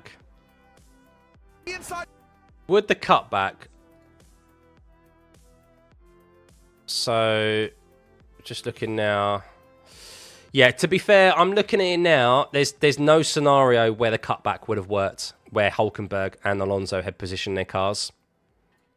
So the cutback was the move to get past Lando. However, it's right, Hulkenberg is right in that blind spot. And this is what I said at the start, is that these cars are the largest, heaviest cars, longest cars in F1 history, the widest cars in F1 history. And that's the sort of incident that you see there, because Hulkenberg is right in Oscar's blind spot. And Oscar will not be thinking, where is Hulkenberg? He's fully focused on his teammate ahead of him to try and get ahead. So he doesn't even necessarily have Hulkenberg even in his peripheral vision. He can't catch him out the corner of his eye because he's got his helmet on, and then he's of course got his big massive car that he's driving anyway. So Hulkenberg is completely in his blind spot. It is just a racing incident, so I totally get why Oscar goes for it. It's the sort of moves that we want to see. And if Oscar made that move and Hulkenberg wasn't there, and Oscar did that cutback on Lando, we would rightfully so be praising it. And it's the moves that we want to see drivers go for. But it's just the circumstance of it being lap 1, turn 1, and this corner, the way that it's designed and the angle of it, it's a risky move to take. And obviously he's paid the price for it. But overall, when he sits down and he lets the dust settle now, as he probably is, he's no worse off to his teammate, who he's still looking at, not Max. He's no worse off to his teammate heading into the race today as he was on Thursday. So, but yeah, the one person we need to be feeling sorry for in all of this is Nico Hulkenberg, because what a qualifying it was for him yesterday. A massive high. And then, I mean, would he have held on to the position for Fernando Alonso? I don't know. But he still probably would have been fighting for a P5, you know. And there was pace in that Stake F1 car. He was there on merit yesterday. Looked very good. And hopefully he can have a strong qualifying later on today as well, because that's a real shame for him. So, Sky have a 4-minute video showing the incident at the start of the race from 2 angles. There you go. Am I going to be streaming until qualifying, or am I going to end and start later? No, I'm going to end and start later because I have to. My missus is out. She's out with the mums today, this evening. So I am going to go look after the little one, put her to sleep, and yeah, maybe she's going to sleep right now actually. And yeah, I'll see you in a few hours' time, which is what I'm going to do right now, guys. So a big thank you for tuning in as always. Oh. I've just been told I can stay because little one's asleep. There. Got the baby monitor here. Happy days. We can stay. We can stay, guys. We can stay. Going back to it then. Can I show the speed traps? I can indeed. Yeah, let's go back to it. So they're analysing it on Sky at the moment. Jensen Button and Karun. So why the lights out going again? Stream. Will they have the cars ready in 3 hours? Yeah, they'll have the cars ready in 3 hours. But I'm just watching. Yeah, so I'll tell you what they analyse on Sky. But I mean, I'm looking at it now. Would Oscar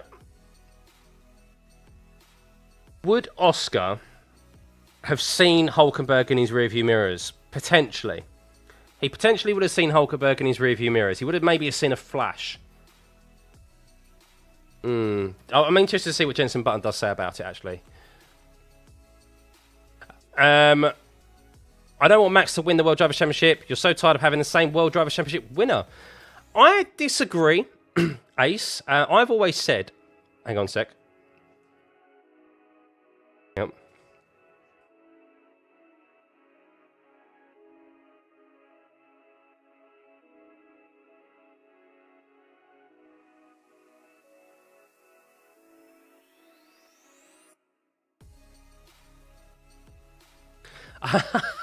Jenson Button has literally been... Hi, Jenson. Hi, Jenson. He has literally, word for word, just used my quote. I just said... See, this is why you come here, guys. Former... Okay, no, not former, because he is an F1 World Champion. He won an F1 Championship. Formula 1 World Champion, Jenson Button, just said, as I said... Oscar Piastri is doing the cutback, which is great in a racing scenario, but not on lap 1, turn 1, when you have 17 other cars behind you. See? That is me. That is exactly what I said. So that's why you come here, guys, and tune into this stream. So,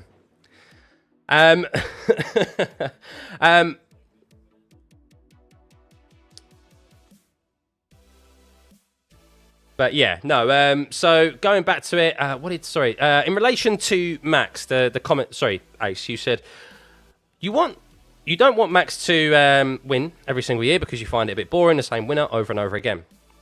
So I disagree to an extent, and the reason why I disagree is because there is a manner in which you can win.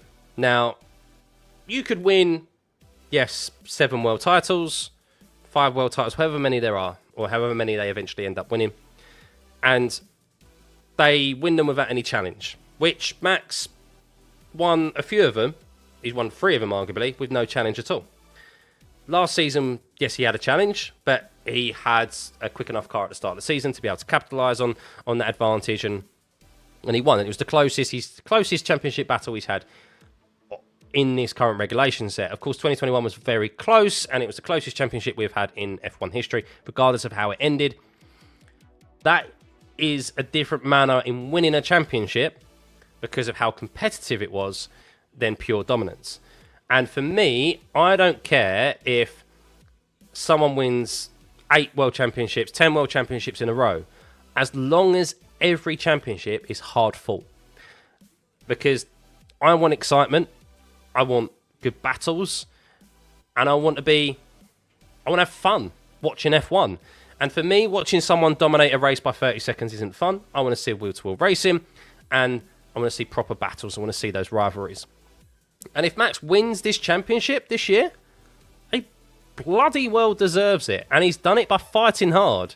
He's done it by fighting hard, and he's done it from a position that he has never done so before for any of his previous world championships, which is as a chaser, as an outsider. Because 2021, him and Lewis were on a level above everyone else. And he's been a level above everyone else the past 3 seasons as well. And arguably, he's been a level above the 2 McLaren drivers this year as well. But he's not in a car that was able to do that from the outset. So, I have no qualms in the same driver winning multiple seasons in a row, as long as it's a close championship. But that's wishful thinking. It very rarely happens. But if Max wins this year, that's what I want from a driver's championship. How you missed a sprint race? How was it? Chaotic. Piastri turned into Alonso and Hulkenberg, then into Norris. He didn't turn into Norris. His car was thrown up into the air, and the momentum of him being hit, which was due to him cutting back into Hulkenberg, sent him into Lando and took Lando out as well. Which, as I said, in hindsight, Piastri will be sitting there going, or as the dust settles, Piastri will be sitting there going, you know what, it's not too bad. Norris will be pissed. Norris will be massively pissed, so. Driver of the day. Can we do driver of the day when it comes to a sprint race? I'm not sure we can we? Can we do driver of the day? Can we do driver of the sprint race? Because I feel like it's a bit of a... I don't think there was much racing to really do a driver of the day. Sorry, Speed Trap. Sorry. I know. You did ask Speed Trap. Where is it? Speed Traps. I mean, this is kind of tainted a bit because of DRS, so take it with a bit of a pinch of salt. Muppet of the day. Yeah, we could do Muppet of the day. Muppet of the sprint race.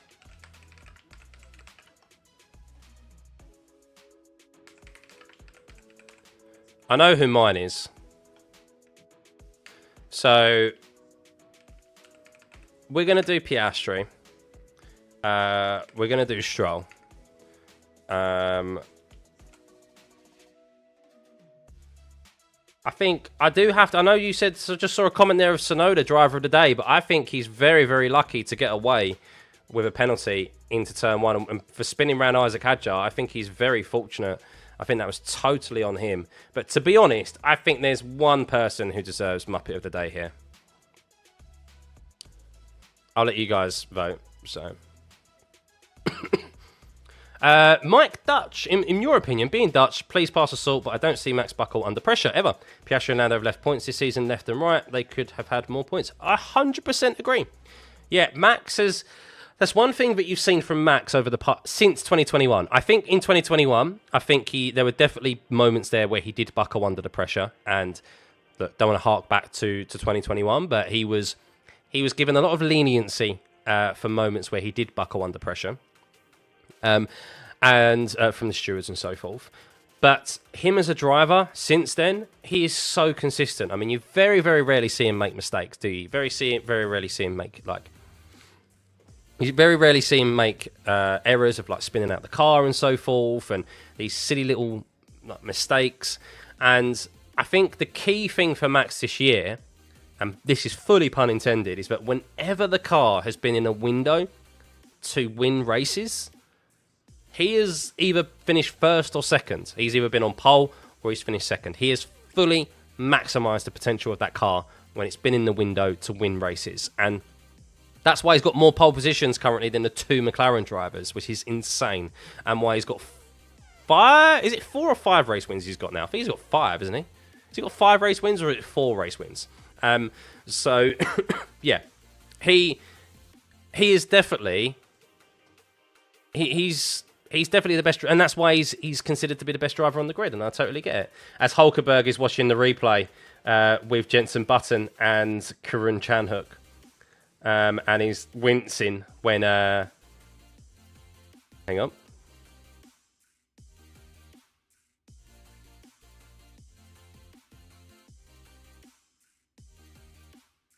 So, yeah. So, Hulkenberg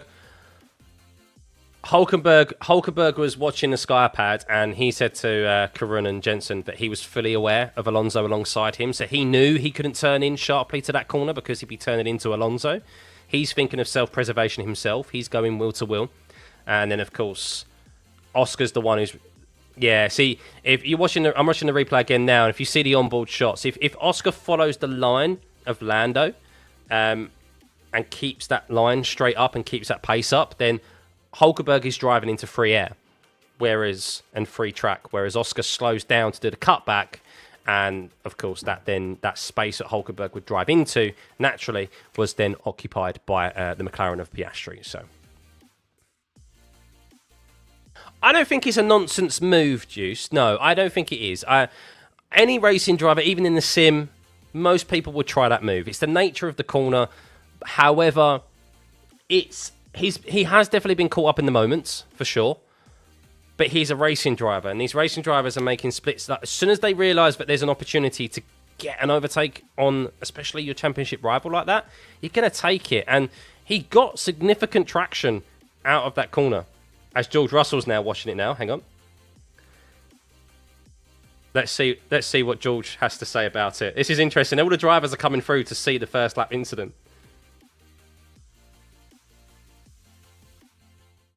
As George goes...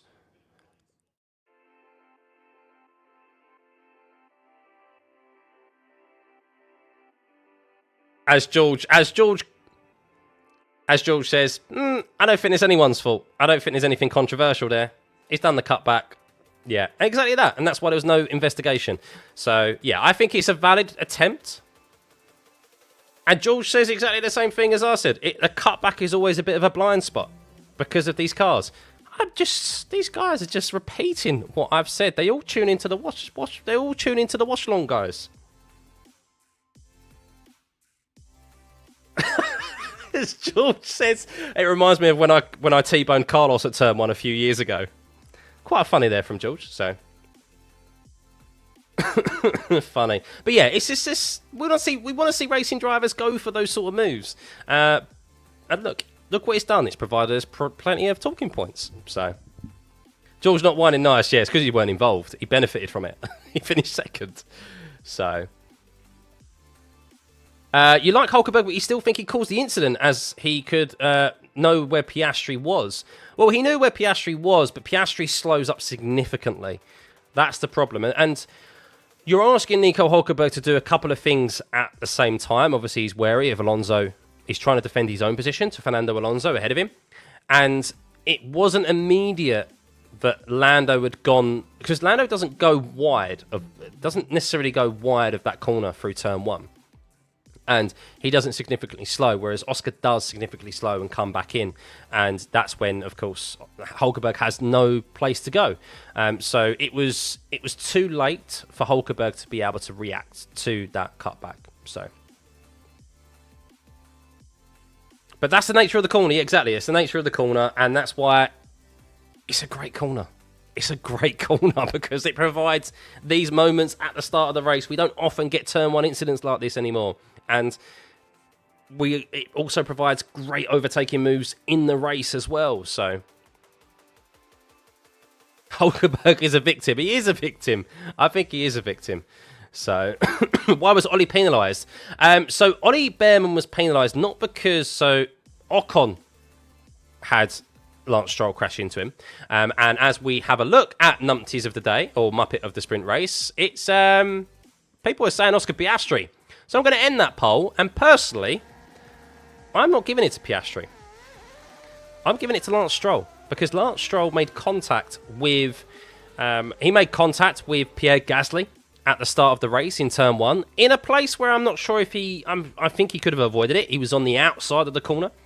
And then the biggest thing, and the biggest egregious moment is, of course, him locking up straight, a ridiculous send from nowhere, locks up and what T-bones Esteban Ocon. That's numpty of the day for me. So the poll was spoken. You guessed Lando is a mediocre driver, not suited for anything like McLaren. Disagree with that.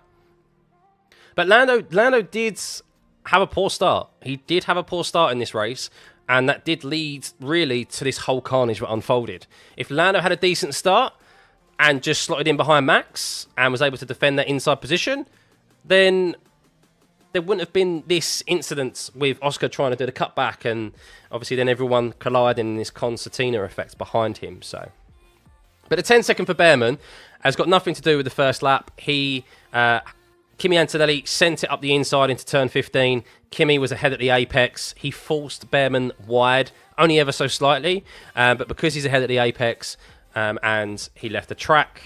Anthony was headed at the apex, and because Bearman left the track, all 4 wheels outside the white line, and then he held onto the position, it's technically leaving the track and gaining an advantage because he held onto it. He should have left it, and he has been given a 10-second time penalty, which is why he finished in 15th rather than in 8th.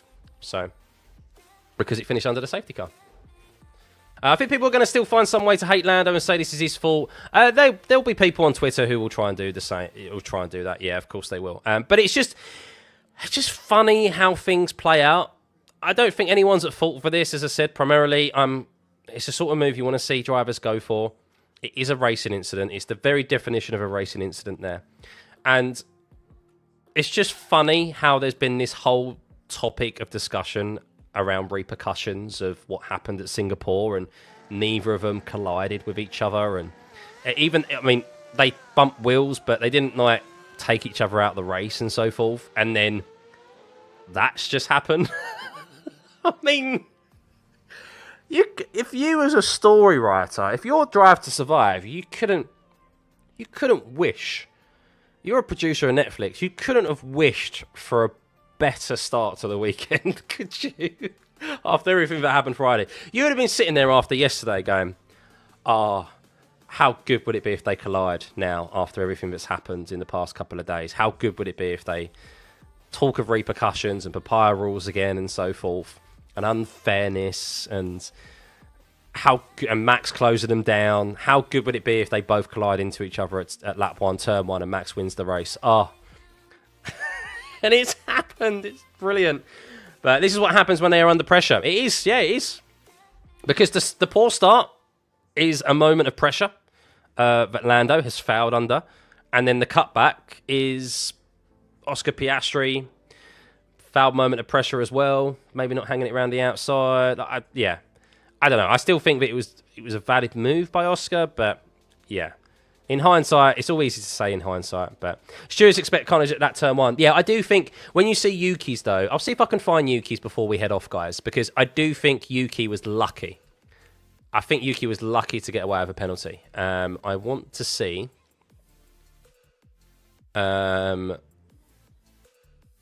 Let's have a look at Yuki's onboard, because he sent it up the inside.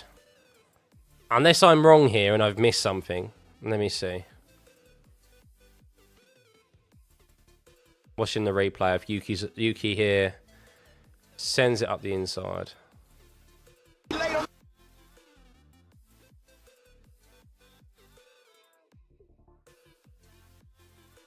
Yeah, I don't know. Maybe I'm. It looks like that Leclerc slams on his brakes to avoid Hulkenberg.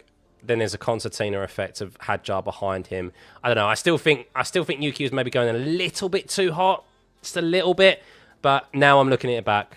Yeah, maybe it would have been a bit unfair to give him a penalty there if I'm looking at it. But yeah, see, I can change my mind, guys, once I look at the evidence and data.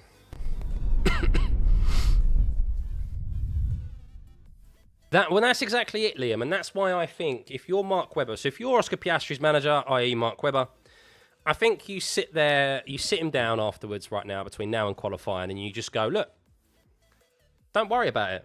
Seriously, don't worry about it. It's just what can happen. Learn from it for the race on Sunday, because you could be in the same position again.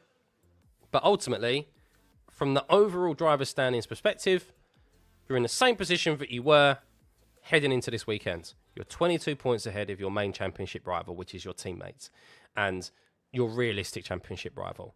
Because yes, Max has gained 8 points, and yes, he has a slim chance of winning the World Drivers' Championship, but he has to rely on more incidents like that. And if you're Mark Webber, you just say, just reset and go into qualifying this afternoon and stick it on pole if you can.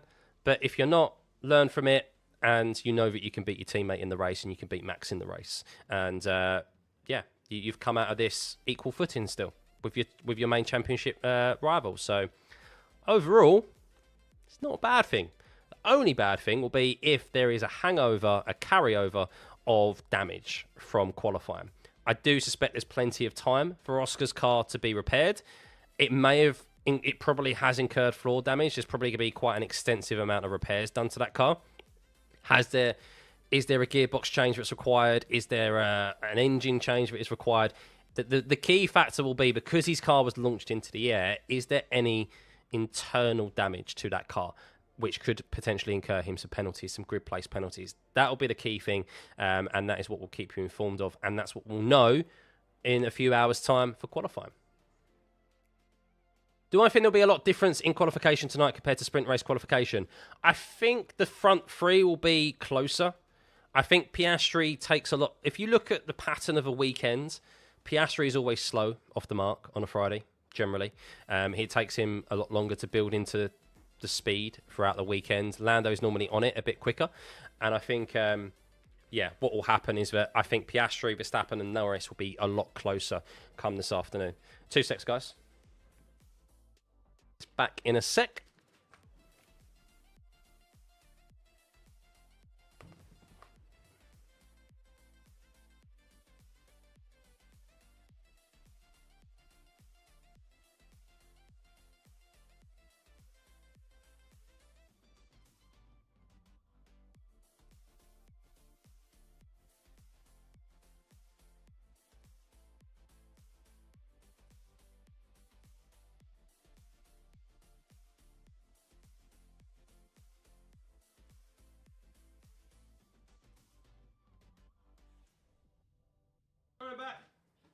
back.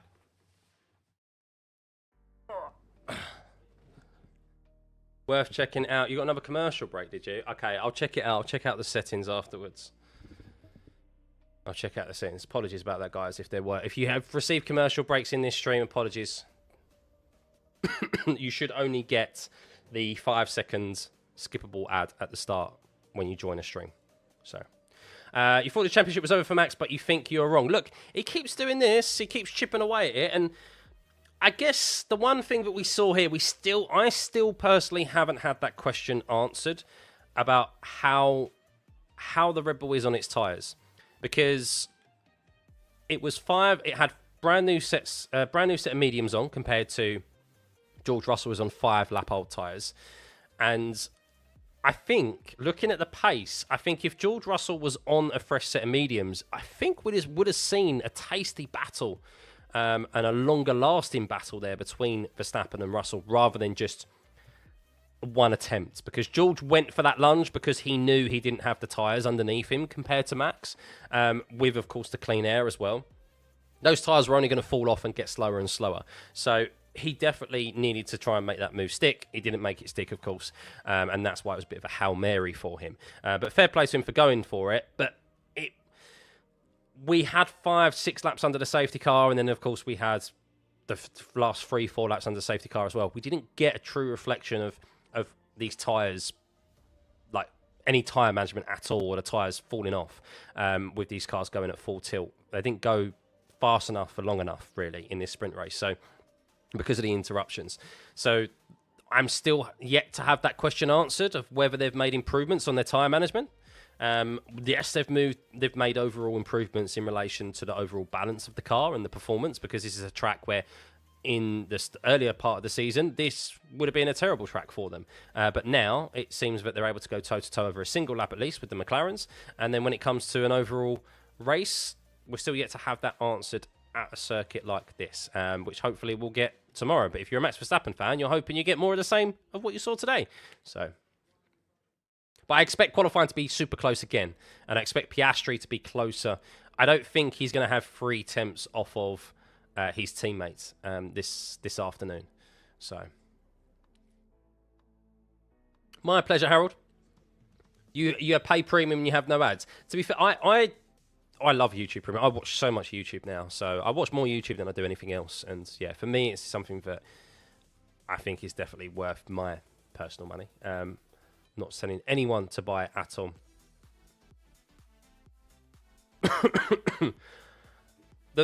Sorry, I just saw a comment. Someone said, what did you say? Someone said the drivers on the F1 grid are the best drivers in the world. Really?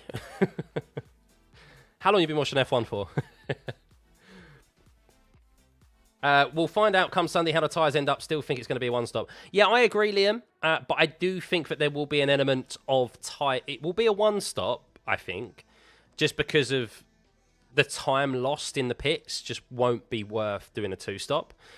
But I do think as we have seen at Circuit of the Americas before, we have seen like the tyres get super hot here. The tyre, lots of blistering. Yes, you can work your way through the blistering, but the thermal degradation is definitely something that you have to be wary of. And if you're not good on that, then you're going to potentially struggle, especially with the temperatures that we see here. It's a lot hotter than places like other circuits where we see thermal degradation be a factor, just because of like the rear traction limited corners. But this is a track where really all the tyres take a bit of a battering. So yeah, it's going to be interesting. Even if it is a one stop, it will still be there'll still be some form of tyre management that needs to occur, and I'm interested to see whether Red Bull have made improvements there, made strides forward in relation to McLaren. So who do I think will have the greater race pace?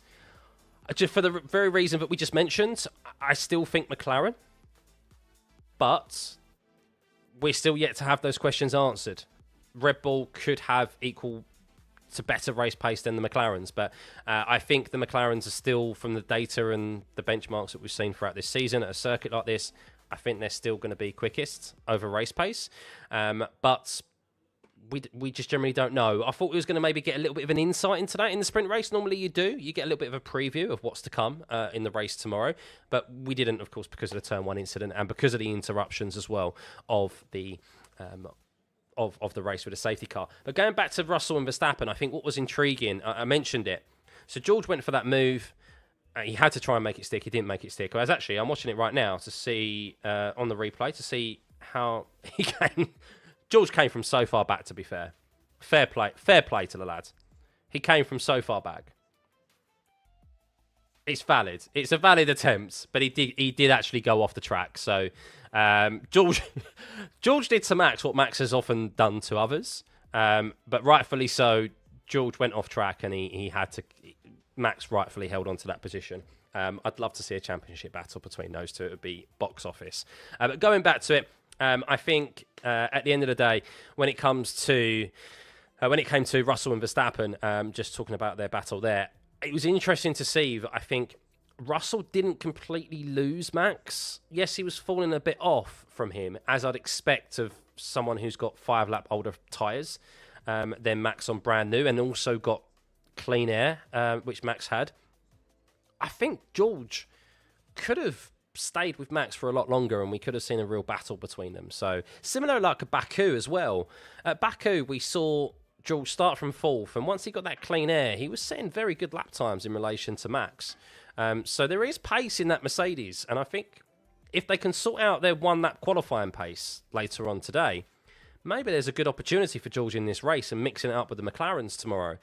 So yeah, don't rule out George mixing it up tomorrow, because I think Mercedes will be quietly positive about what they saw from this sprint race. Max is also struggling with the rear of the car, according to his radio. Exactly, and that will be thermal degradation, Neville. So if he's struggling with the rear instability, that will be the rear tyres overheating.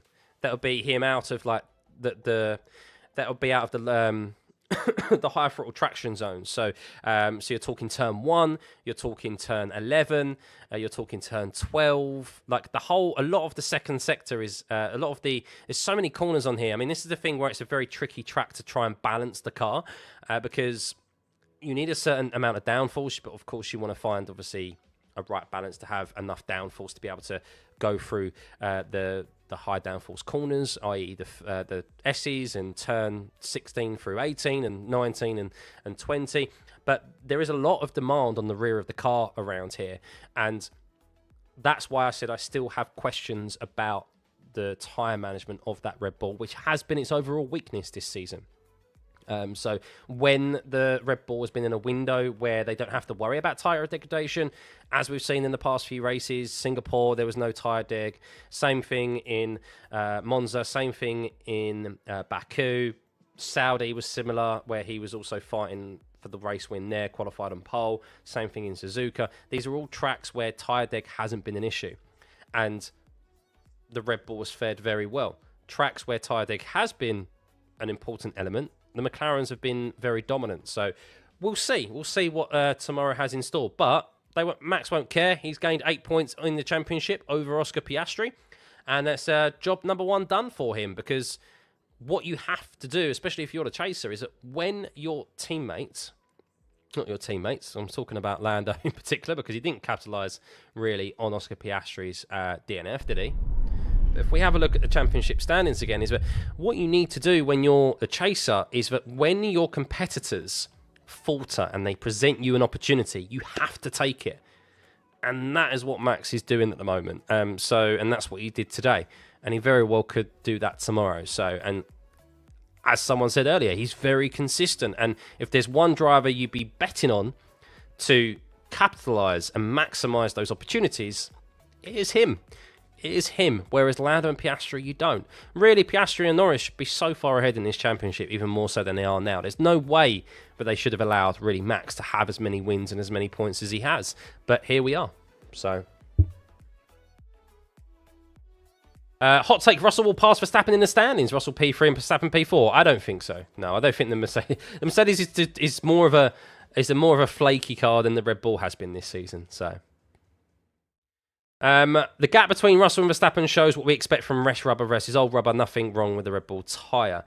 Yeah, and in dirty air as well. No, I'm not saying there's anything wrong with Max's tyres. I'm just saying that if George was on a brand new tyre, I think he would have stayed a lot closer to Max, and I think we would have seen a very close battle between them. And Max complaining about the rear instability of the car is an indication that, yes, those rear tyres are probably overheating. And that could be a little insight into what maybe we see tomorrow in the main race, is that Max struggles with the rear. He may be able to stick it on pole again like he did yesterday and started today, but over a race duration, he may fall into the clutches of the McLarens if there's no safety cars, so forth. So Stroll was only there because of his rich father, yes? Yeah. That's probably the most obvious statement ever. How important is pole for tomorrow's race? It's still very important because clean air is still king. You'd rather have clean air than starting P2, P3. Even if the McLarens want clean air because it means they can control the race.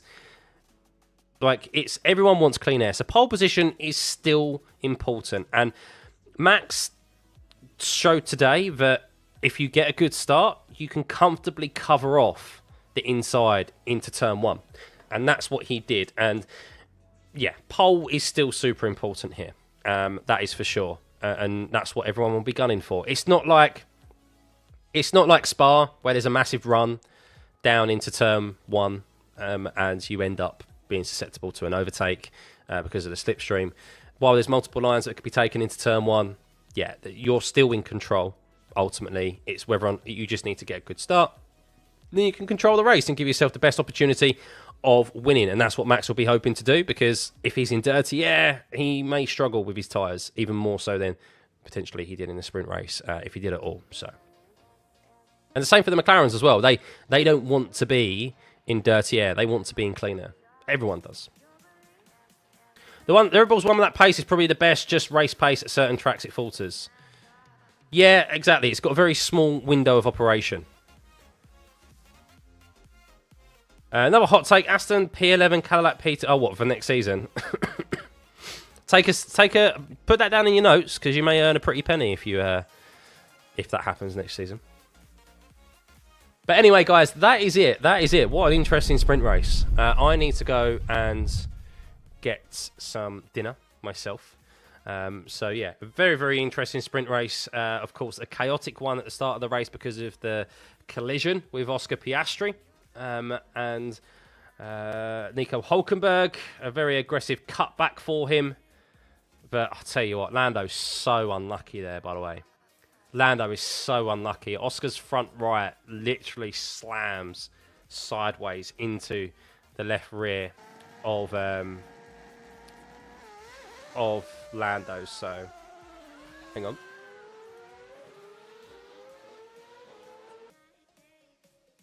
Listening to Ted Kravitz now. He's telling the repairs that need to be done. Hang on.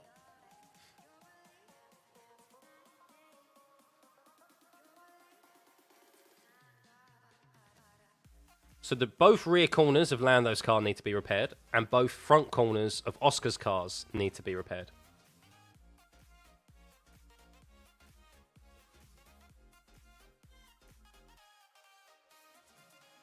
Okay. So, yeah, a bit of an extensive work that needs to be done to both McLarens. We'll get an update, of course, between now and the start of the qualifying session in a few hours' time. So, yeah, have a lovely break, guys. We'll see you in a few hours. Thank you for tuning in. Thank you for all the subscribers and the likes. Over 1,000 likes. Knew you could do it. Knew you could do it. Thank you for the subs and the gifted membership as well. And we'll see you in a few hours. Oh, let's hope qualifying is just as eventful, as the sprint race. And hopefully we'll see some shocks in qualifying as well, which will spice it up even more so for tomorrow. As I'm watching the replay, oh my God, sorry, I've just seen the replay. It's just come on my TV, the replay of Lance Stroll's incident. Shocking, absolutely shocking. Typical Stroll incident. But anyway, there we go. Thanks as always. See you in a few hours. Bye.